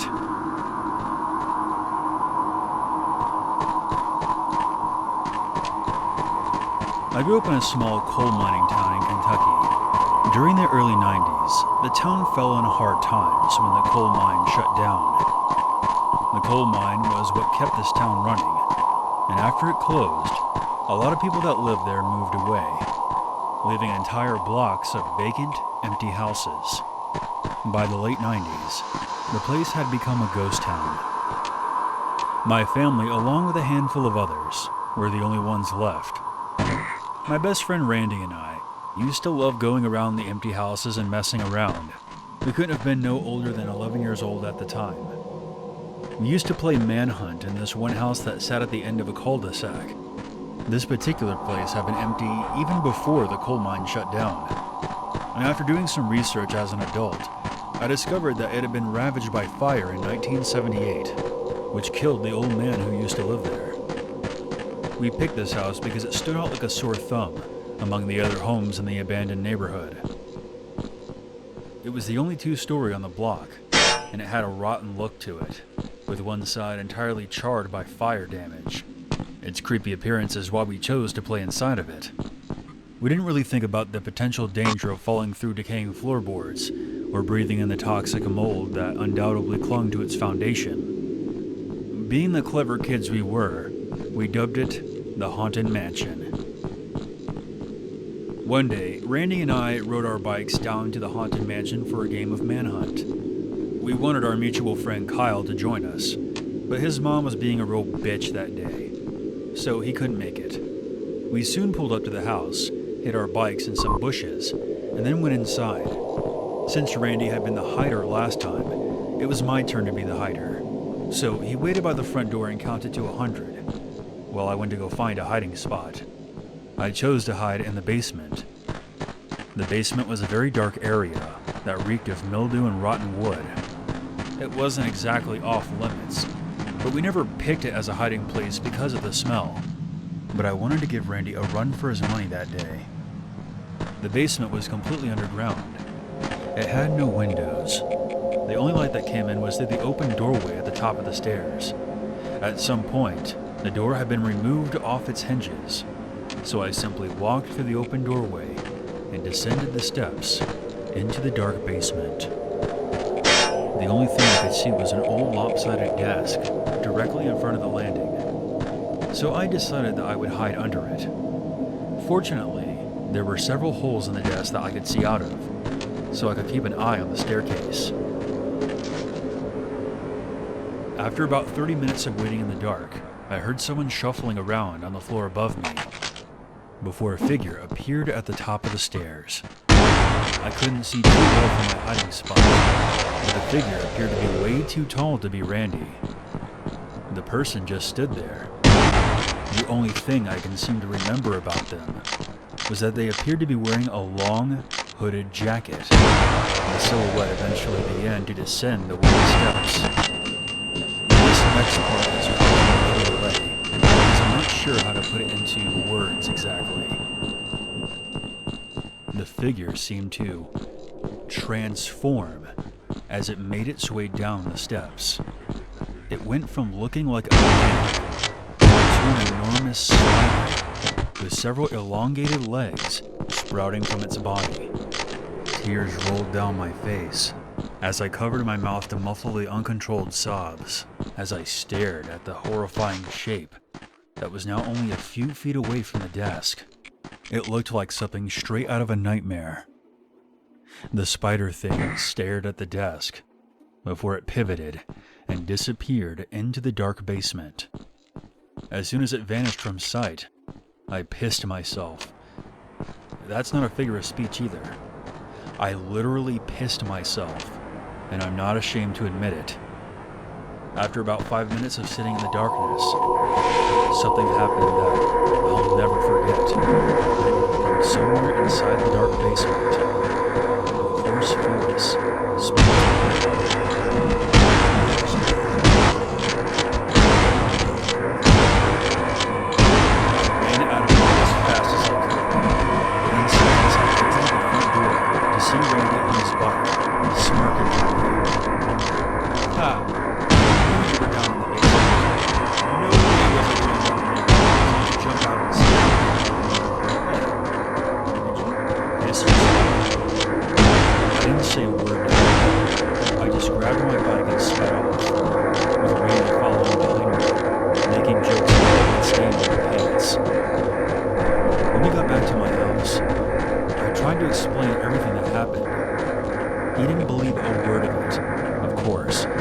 Still making fun of me for pissing my pants. For all these years, I thought that this was just all in my head. Perhaps I dozed off underneath that desk and had a bad dream. This was until I heard a series of stories on this channel about something called the Long-Legs Monster. In almost every story, it first appears as a hooded man, then takes the form of a giant spider-like creature. The sightings have mostly taken place in the northeast United States. I'm not entirely sure if what I encountered was the same creature, but the similarities are hard to ignore.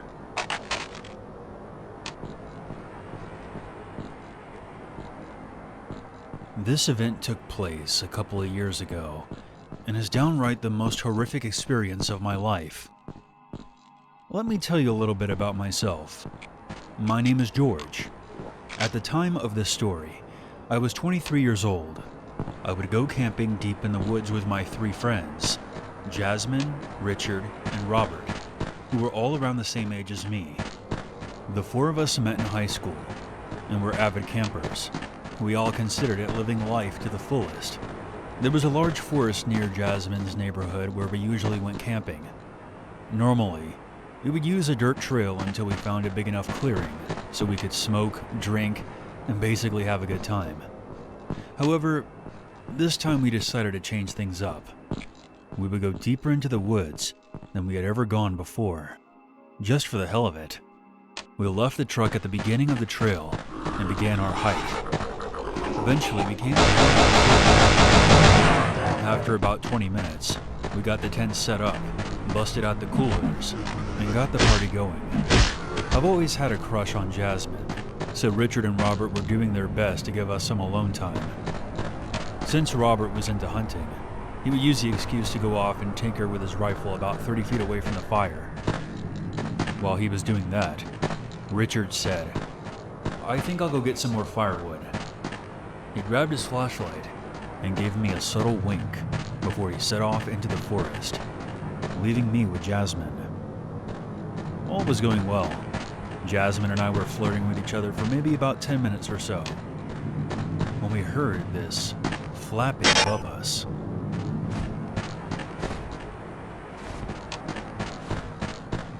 What the hell was that?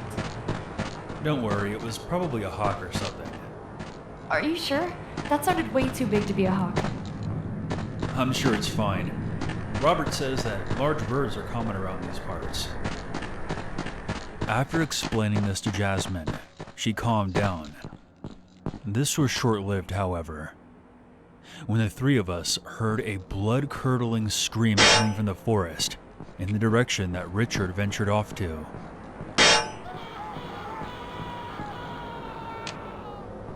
Robert and I jumped up, while Jasmine let out a small yelp.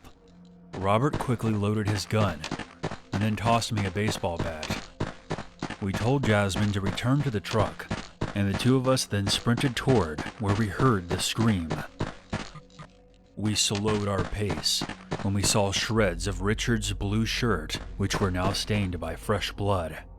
We continued forward quietly, Robert leading with his rifle, and me following behind with the bat ready. After a couple of minutes, we started to hear a repulsive chomping sound, like someone was tearing into a piece of meat. We had our flashlights pointed in front of us, but saw nothing. As we continued, the sound became louder and louder. I then realized the sound wasn't in front of us. It was above us. Robert and I looked at each other. The same thing had also occurred to him. He slowly aimed his light upward, and I nearly pissed myself at what the beam of light revealed. What looked like the biggest owl I've ever seen, standing at least 6 feet tall, was perched on a branch. Its feathers appeared to be gray and black in color. It had large talons wrapping around the thick branch it was on. Immediately after Robert illuminated the creature, it spun around. We then realized 2 things. This thing was not an owl, at least not completely. Its face was almost human-like. It was covered in smooth feathers and had pointed ears with a pair of massive eyes. Its nose was a strange amalgamation between a beak and a human nose, with a regular mouth underneath. In other words, it appeared to be a hybrid between a man and an owl. The second thing we noticed was that its mouth was covered in blood. Richard's blood. The giant owl then revealed another set of hand-like talons attached to arms above its wings. One of them was holding intestines. What was left of Richard's body was behind it. This thing glared at us with its piercing eyes. Robert was so awestruck that he didn't even raise his rifle. He was completely paralyzed with fear. After what felt like an eternity, it suddenly dropped the intestines, which landed with a splat. It then opened its massive wingspan and swooped down at us. Robert and I instinctively ducked down. "Shit! Go! Go!" Robert shouted. We didn't waste any time. We hauled ass back to the truck, all while hearing the flapping of giant wings above us. Once we got there, we quickly got in and floored it out of there, leaving our stuff behind. What is it? What's wrong? Wait, where's Richard? He's gone. What do you mean he's gone? What happened to him? Robert and I stayed silent. We called the police as soon as we got back home. We told them that Richard was attacked by an animal, nothing more. We led the officers back to where we found what was left of Richard, still in the tree. Richard's lower torso was gone, while the rest of him was a mangled, bloody mess. Robert and a few of the cops threw up at the gruesome sight. I was somehow able to hold it together, but I silently wept for Richard. There was an investigation that ultimately concluded that Richard was the victim of a mountain lion attack. Robert and I haven't talked much about what happened that night ever since. The 3 of us still hang out, but it hasn't been the same without Richard. Despite what happened, Jasmine and I still got together, and we've been a couple for a few years now. I still never told her what actually happened, for fear of scaring her, or her not believing me. I conducted my own research based on what I saw. I think what we encountered that night was a creature known as the Owl Man. Until now, Robert and I were the only ones who knew what actually happened to Richard. But every night since then, I still find myself asking, will it come for me next?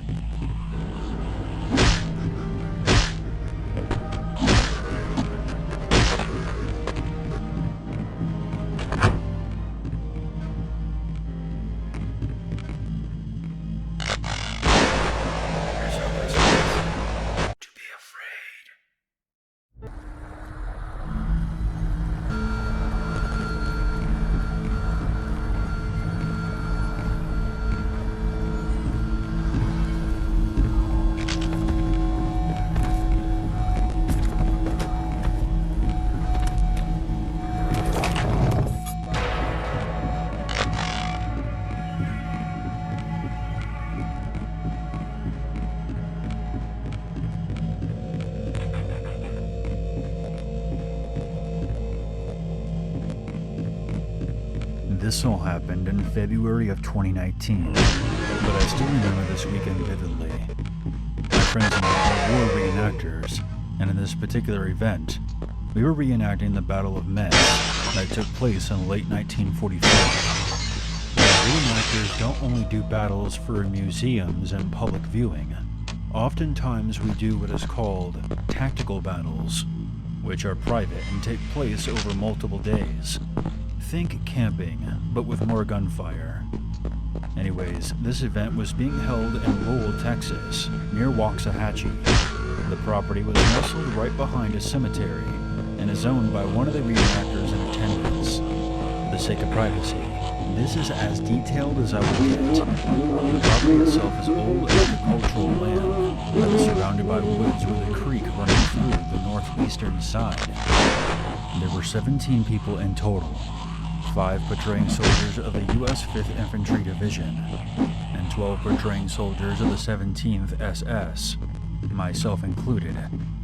Save for one American and one German soldier, we're all very young guys, in our late teens and early 20s.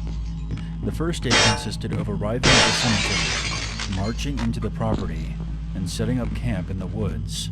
We dug some fireworks, ogled each other's guns and gear, and just generally shot the shit while waiting for the American attack. Night fell. We all broke out food, while the older guy in our group prepared a main course for dinner. We ate, and then decided that it was time for an attack. We had no idea where the Americans were set up, so we started from the entrance to the property and worked our way along the tree line. Eventually, we had a brief exchange of fire, and satisfied in our efforts to find the American camp, we retreated, left 2 of them behind, and watched the field for the rest of the night. It was a cloudy night, and for anyone who has never been outdoors at night without any kind of light source, you should know that it does get pretty dark, to the point where everything has this sort of sepia tone to it. Distant figures more than an arm's length away are hazy. Firing a gun at night will also completely blind you for a moment, since your eyes have to go from hyper-focusing to see any glimpse of light to being totally overstimulated by the light of a muzzle flare. And then you go back to struggling to see any light whatsoever. Later that night, around midnight to 1 a.m., we decided to attack the American camp head-on. However, while approaching, one of my friends, Luke, caught his foot in a rabbit hole, and the advance had to be delayed. Luke was absolutely positive that he broke his ankle. In period fashion, 2 of my friends huddled with Luke and prayed in Latin. Meanwhile, our NCO ordered me to go tell Dylan and Michael the news. So I walked halfway across the property alone in the pitch-black darkness, peering into the northern tree line while calling out their names. Eventually I heard the call, "Andy," and I replied with, "Seek." I then joined the pair in the trees. This call and response was done to verify the identity of anyone walking around in the darkness. I told the 2 what happened to Luke, and Dylan decided that he would go and try and help Luke off the property and re-coordinate the attack. Over the next half hour, Michael and I watched over the field that our men would have to cross to get Luke back to his car. The entire forest was dead silent, except for the faint sound of the creek. There was no wind, no birds, frogs, or anything. While Michael was whispering to me about one of his recent hunting trips, we both heard the sound of something trampling through the undergrowth. We both slowly turned on our sides to look deeper into the woods. We both heard the faint yet distinct sound of a pig breathing. Of course, we couldn't see anything, because the trees were blocking the already scant light coming from the moon. After a few minutes of silence, we resumed our whispered conversation. That was when I heard what I assumed to be the sound of someone closing the bolt on a rifle. Michael and I both hushed again, and heard more pig noises. The sound of trampling away, along with the rattling metal noise. We both figured that it was either another reenactor, or a javelina moving towards the trash that someone had dumped. After a few moments, silence fell again. Whatever it was, it ignored our calls of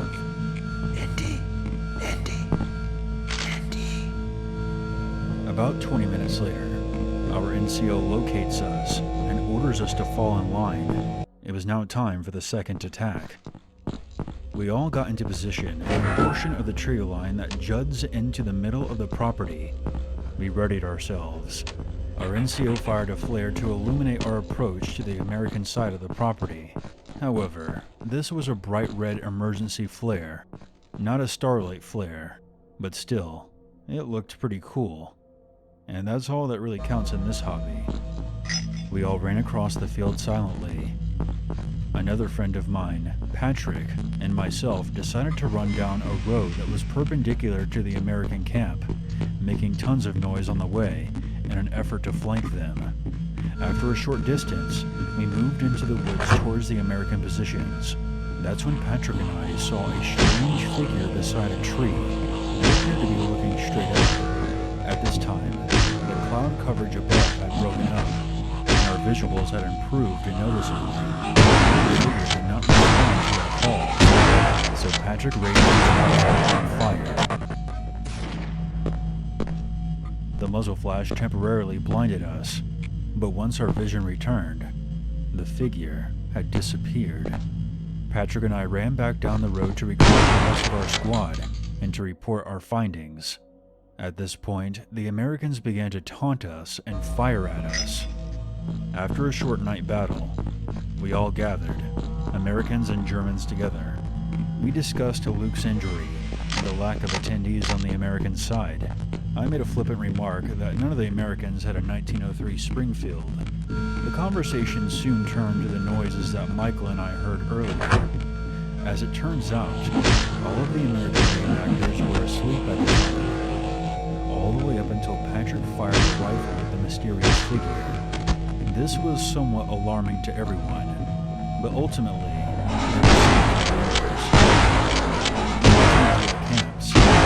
switched sides, and the more hardcore of us braved the night in our camp, while the weaklings slept in their cars. Luke drove home the next morning, and has since made a full recovery. The rest of the event went smoothly, with a German attack that pushed the Americans all the way through an old orchard back up to the creek. The Americans counterattacked, that ended in the German surrender. We got some great photos, and it was all around a good time. Except for Luke. This is all significant to me though, because this took place around midnight near a cemetery in the backwoods of Texas after the sounds of real and simulated human distress. At the time these two events happened, everybody was accounted for. I've done some reading, and apparently the sounds of metallic clinking are often associated with paranormal events. I know the classic sign of a skinwalker is a putrid smell, but it was about 30 degrees Fahrenheit, and we were all suffering from runny, stuffed-up noses.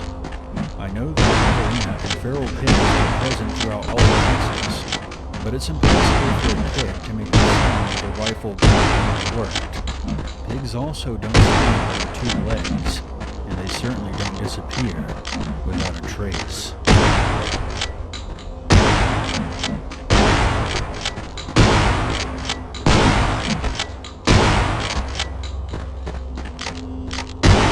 I live in Central Florida. Outside of quarantine times, I usually go to my dad's house every other weekend, since my parents are separated, and I mainly live with my mom. For reference, I'm 20, but I'm still a dependent. My dad lives about 30 minutes and 2 towns over from my mom, in one of the more suburban and less clustered towns in Volusia County. The nature preserve running through our backyard and stretching on for miles alongside the unconnected forests between the neighborhoods. With how my dad's house is situated, our yard is connected on all 3 sides, with my room right up against one of the sides. Behind the house, the only thing separating the nature preserve and our backyard is a very short and worn-down barbed wire fence. With the wires being so worn down, I can comfortably climb the fence without much concern for getting hurt. On the side of the house is a huge window that looks out into the yard, which is located right behind my bed. At the time that this event took place, around last September, I only had a thin white blind over it that had a hole in it that was about eye level if I were sitting up in bed. From the outside, you could easily see when I had lights on, though I rarely ever worried about it. Last September, I was staying at my dad's place for a week instead of just a single weekend, since it was the summer, and my mom wanted me out of the house. It was around 1 or 2 a.m., and I was just drawing and listening to music when I heard some light scratching at my window. Naturally, I froze up, confused at first, but I assumed it was just a squirrel or something, trying to get onto the roof, so I ignored it and went back to drawing, but I made sure not to have anything making noise in my room afterwards. About 10 minutes later, I heard what sounded much more like a knock. This definitely caught me off guard and startled me.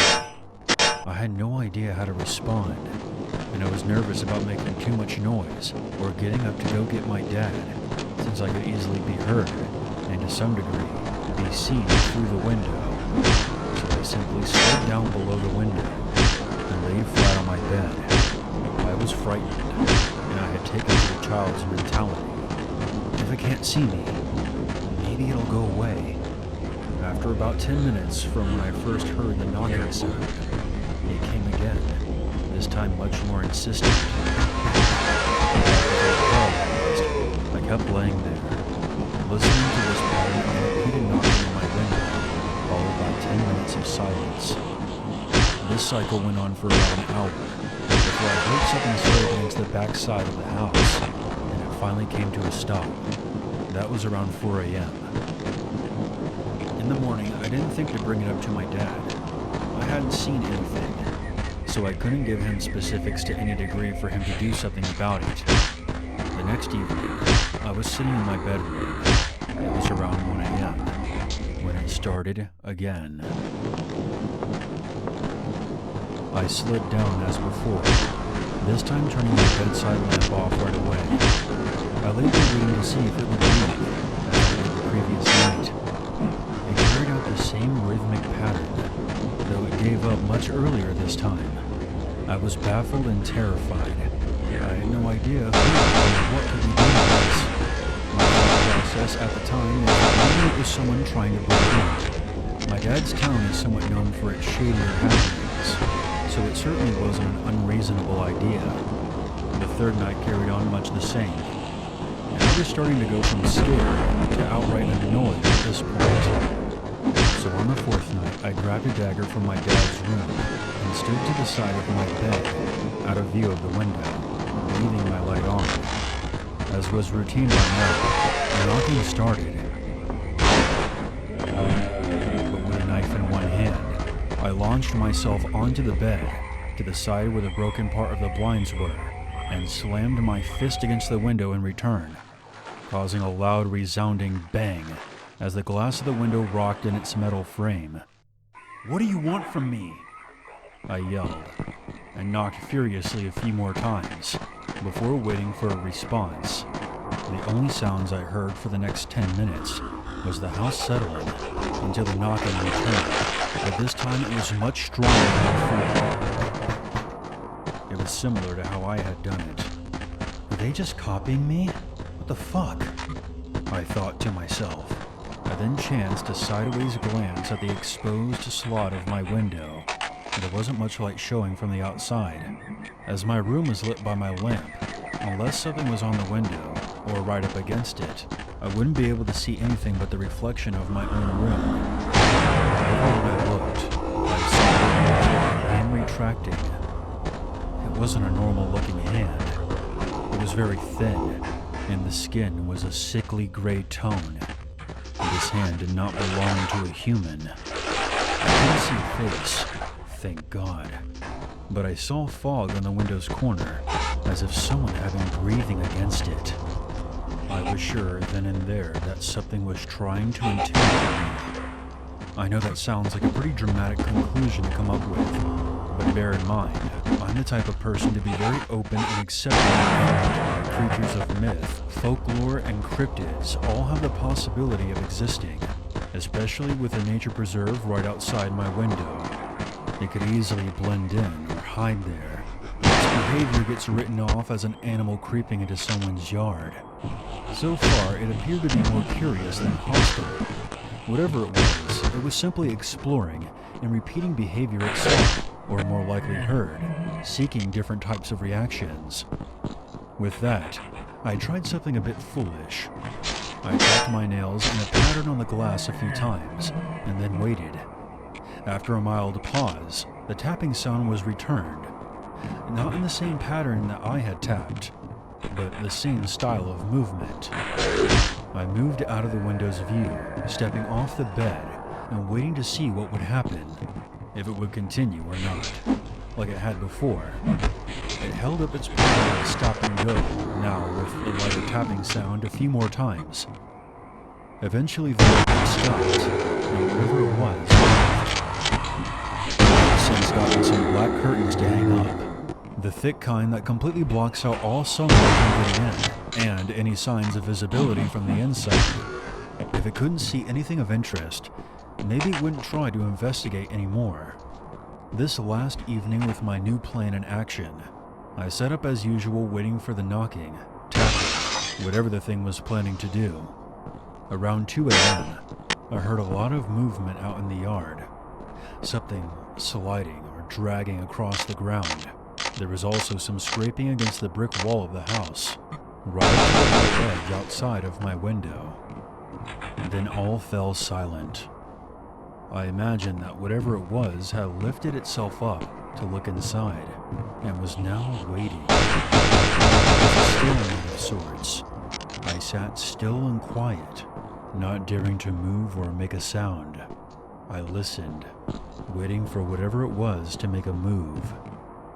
After what felt like ages, I heard a drop on the ground, and the sounds of footsteps across the yard. It seemed that whatever it was had given up, no longer hearing or seeing anything to provoke its interest.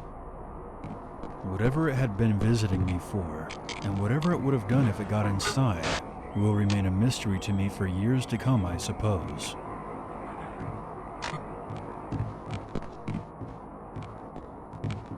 About 5 years ago, I was working an overnight security shift out of my car.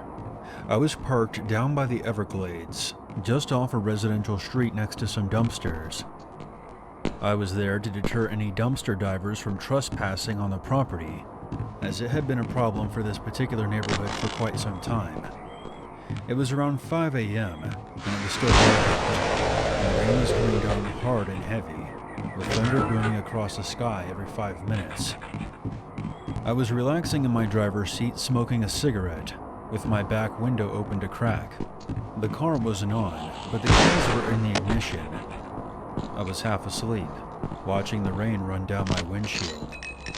My shift officially ended at 5 a.m., but I was waiting for the gas station across the street to open up, so I could grab a cup of coffee and drive home. I was just sitting there spacing out, waiting for 5:30 to roll around, which was when the shop opened up. That's when I caught movement directly to my left, inches from my face. The light from a nearby lamppost outlined what appeared to be a massive snake head just outside my window. I leapt sideways across the car into the passenger seat, my heart damn near exploding, as I stared into a pair of massive reptilian eyes. Let me pause here and say that I've never seen a snake this enormous in my life. Comparing it to an anaconda would be an insult.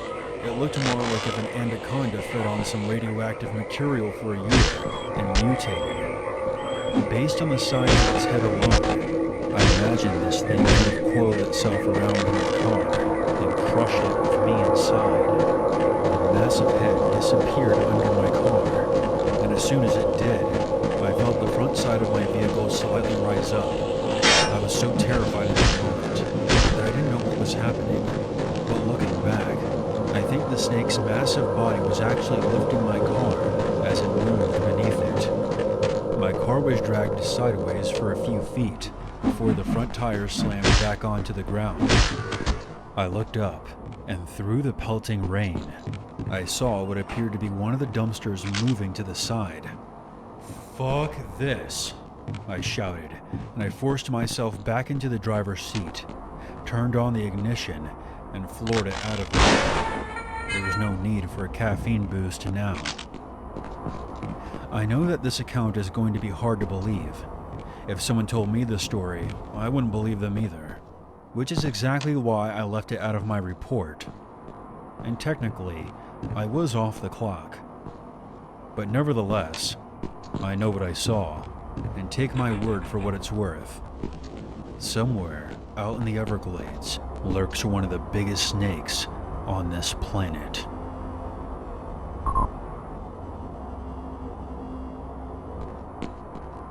There's always a reason to be afraid.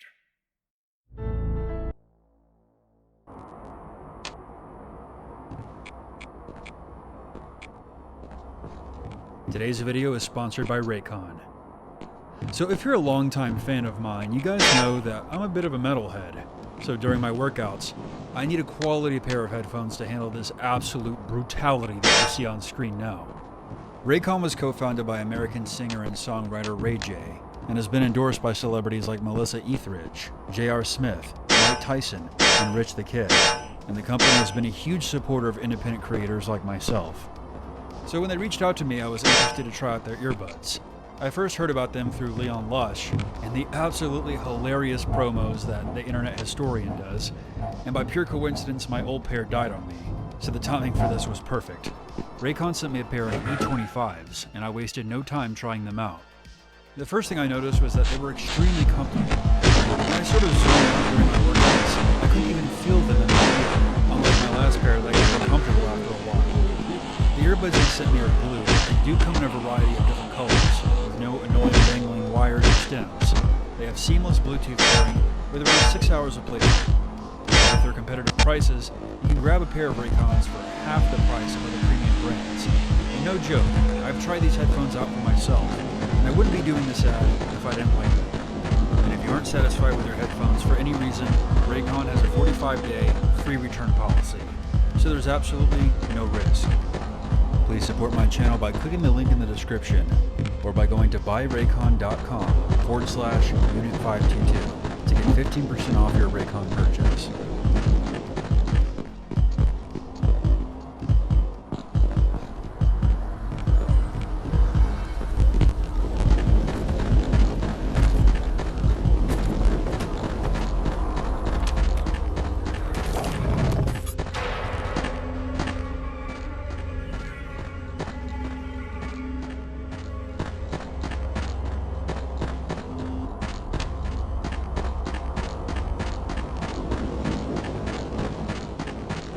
I would like to remain anonymous.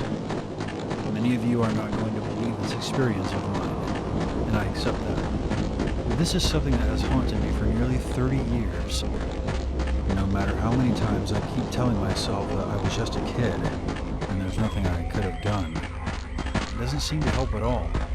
This took place in the early 90s, in my small New England hometown. I grew up there with my best friend Jacob. Our town was near the Canadian border, in one of the most remote regions of the United States. We lived there because my father worked for a factory that was located in Canada. I don't think most kids today could survive in that kind of environment.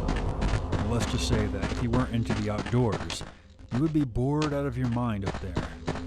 Fortunately, Jacob and I were your typical outdoorsmen. Weekends were spent sledding, hiking, fishing, and canoeing. Whenever my family wanted to go do something together, we usually took weekend trips down to Burlington, or we go visit my grandparents in New Hampshire. One day, me and Jake were hiking through a forest that was located next to our neighborhood. It was early fall, so there was a light drizzle of snow on the ground, which was nothing compared to the amount of snow we got during the winter months. Since Jake and I were very young, we would often allow our imaginations to run wild when we were out there. We had to make our way through an area where some trees had fallen into each other, which created this sort of natural sanctuary that resembled a cave, which we called the Devil's Throat. Past the fallen trees was a small lake, which we nicknamed the Lake of the Dead. Beyond that was a maze of thick, towering pine trees, the Forest of Lost Souls. It amuses me that I can still remember all of these landmarks. was like we created our own little world. On this particular day, we dared to venture further than we ever had before. The Forest of Lost Souls was a cutoff point for us, as we didn't know our way around past that point. Jake brought some neon green tree markers.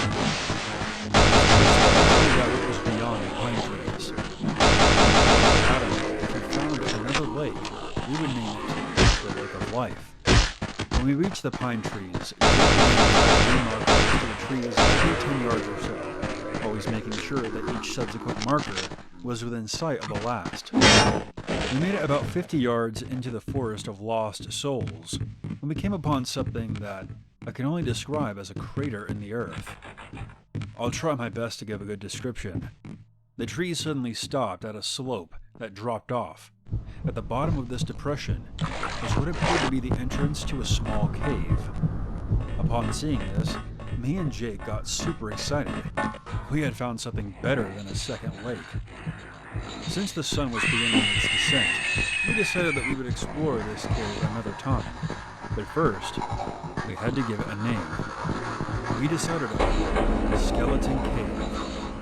I remembered staring at the mouth of the cave and getting this cold feeling in my stomach.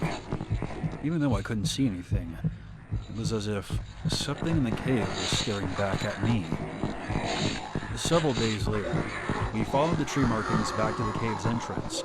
This time, we brought flashlights with us. We carefully made our way down the slope and stopped at the cave's entrance briefly to make sure the flashlights were working properly. We then entered the dark mouth of the cave. Upon entry, that cold feeling enveloped me once more, but Jake was too excited to be feeling any sense of ease. We came across some interesting rock formations as we made our way further inside, until we eventually reached a dead end. I couldn't really tell you how deep this cave was, but we went on for about 15 minutes before we could go on no further.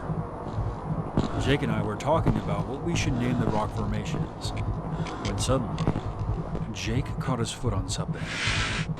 We both shined our flashlights to Jake's left foot, and were met with something that was beyond reason. I had to take a break writing this because I started second-guessing myself. Should I really put this out there? I don't know if anyone hearing my story will get anything out of this, other than entertainment. After taking several shots of whiskey, I came to the conclusion that I should just go for it. Anyways, back to the story. So Jake caught his foot on something and we both shined our flashlights to see what it was. There was what appeared to be a snake coiled around Jake's ankle. At least, it looked like a snake, but it seemed to have hair. Jake screamed as he was pulled backward into the dark. I stood there petrified, with the flashlight by my side, listening to the screams of Jake. I'm gonna have to take another shot of whiskey before continuing. My 11-year-old self was paralyzed by absolute fear. However, I did raise my flashlight to see what was in front of me. Jake was dangling upside down in midair, flailing his arms about wildly. My flashlight beam was partially obscured by Jake's hanging body, but I did catch the glimpse of a pair of angry, glowing eyes.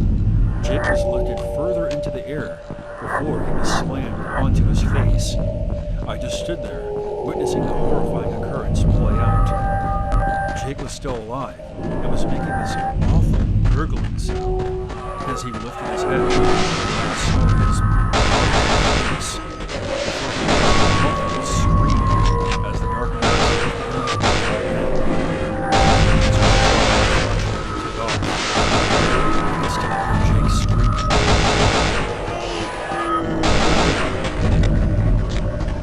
I ran all the way back to my parents' house and immediately told my dad about what happened. Both Jake's parents and the police were called, and a search party was put together. While that was taking place, Mom sat by my side as I explained to the police officer what happened. Now, I did tell the police officer the truth, in a general sense. We went into the cave, and something grabbed him, and I ran out of the cave and left him behind. I withheld the snake-like thing I saw wrapped around his ankle and the dark figure with angry eyes. After about an hour, the remains of Jake were found. I didn't find out until many years later. His body was mangled almost beyond recognition. I don't remember much after that. I was sent to stay with my grandparents for a couple of weeks, until the situation blew over. I would eventually go back to my parents, and we moved out of my hometown, closer to the city. I've never seen or heard from Jake's family ever again.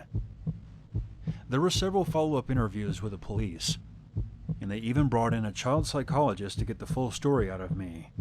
I can't really remember that whole process too well, but my mother ended up going to court to put a stop to the interrogations. With the investigation hitting a dead end, Jake's death was never officially determined. I think the police suspected that I killed Jake, but had no evidence to support that theory, so they were fishing for some kind of confession, and that's when things got ugly.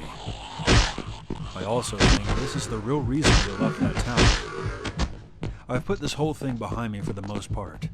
To this day, I still have reoccurring nightmares. In a dream, I'm running through Skeleton Cave, listening to the screams of Jake behind me. I would always have this overwhelming urge to turn around, but every time I do, I wake up screaming.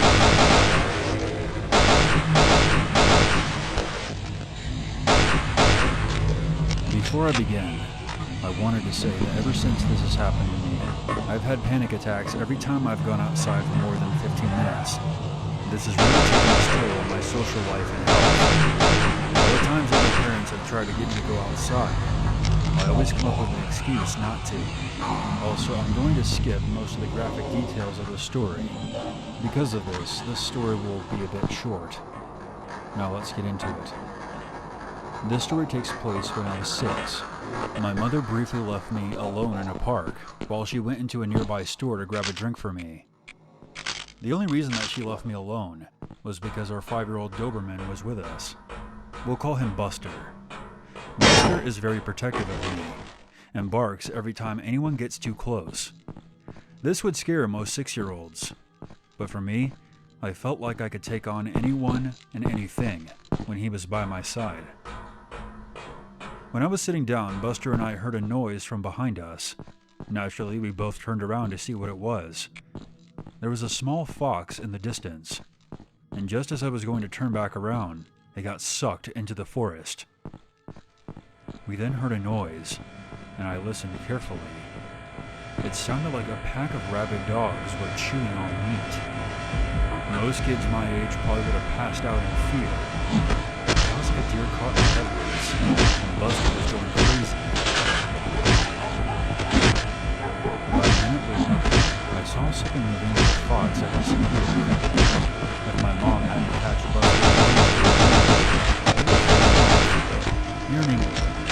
Most people don't believe in this, but I strongly believe in them after what I saw. The figure then emerged from the trees.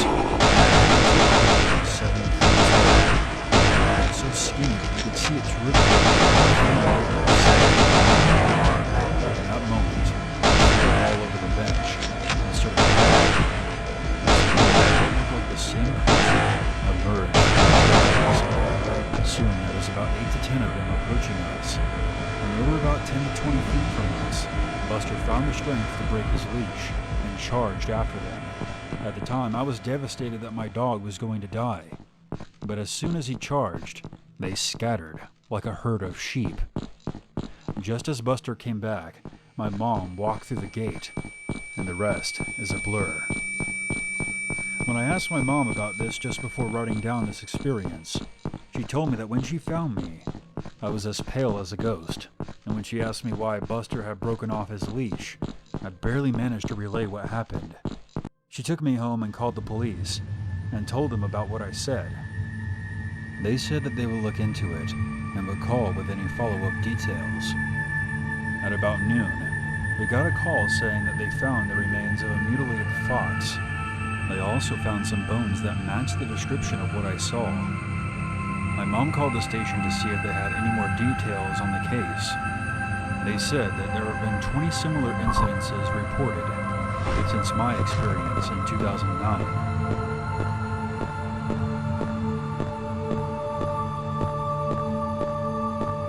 Back in 85 or 86, my dad was released from the army and was going through some tough times from some fucked up things he had to do during his time in the service.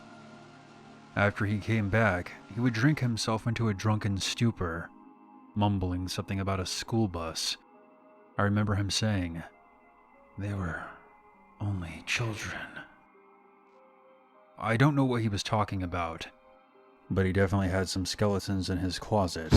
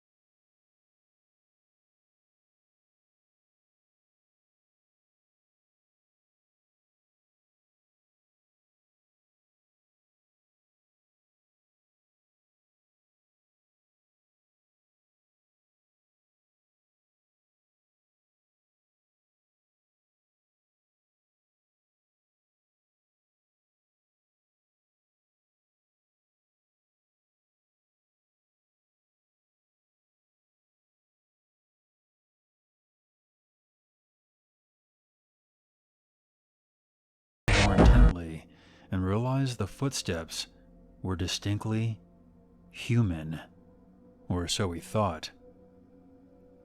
He could see the glow of the dying fire and the shadow of a dark silhouette through his tent. He could feel himself sober up as adrenaline began to sharpen his senses. He then heard something. Breathing. It didn't sound human. It sounded like a beast was outside his tent. He then continued to watch the figure through the tent and noticed that the figure seemed almost human-like. The figure turned towards the tent. He then leveled his gun and pulled the trigger.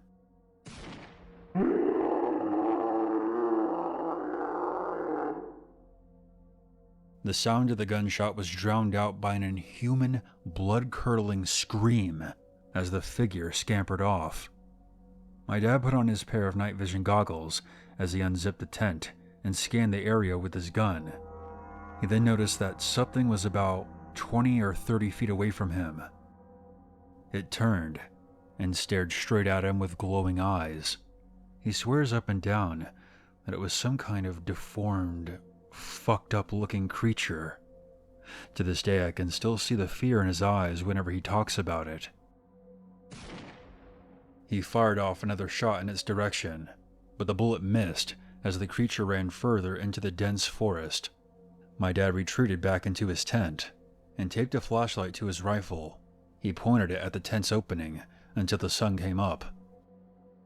In the light of the day, he started investigating the area and found evidence of the strange creature from the night before. There were these misshapen footprints in the dirt, much larger than a wolf. He also observed droplets of dark red blood on the ground.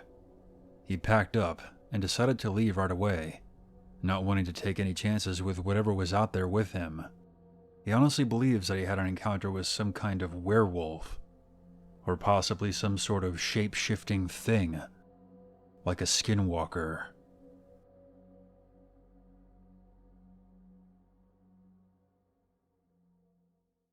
There's always a reason to be afraid.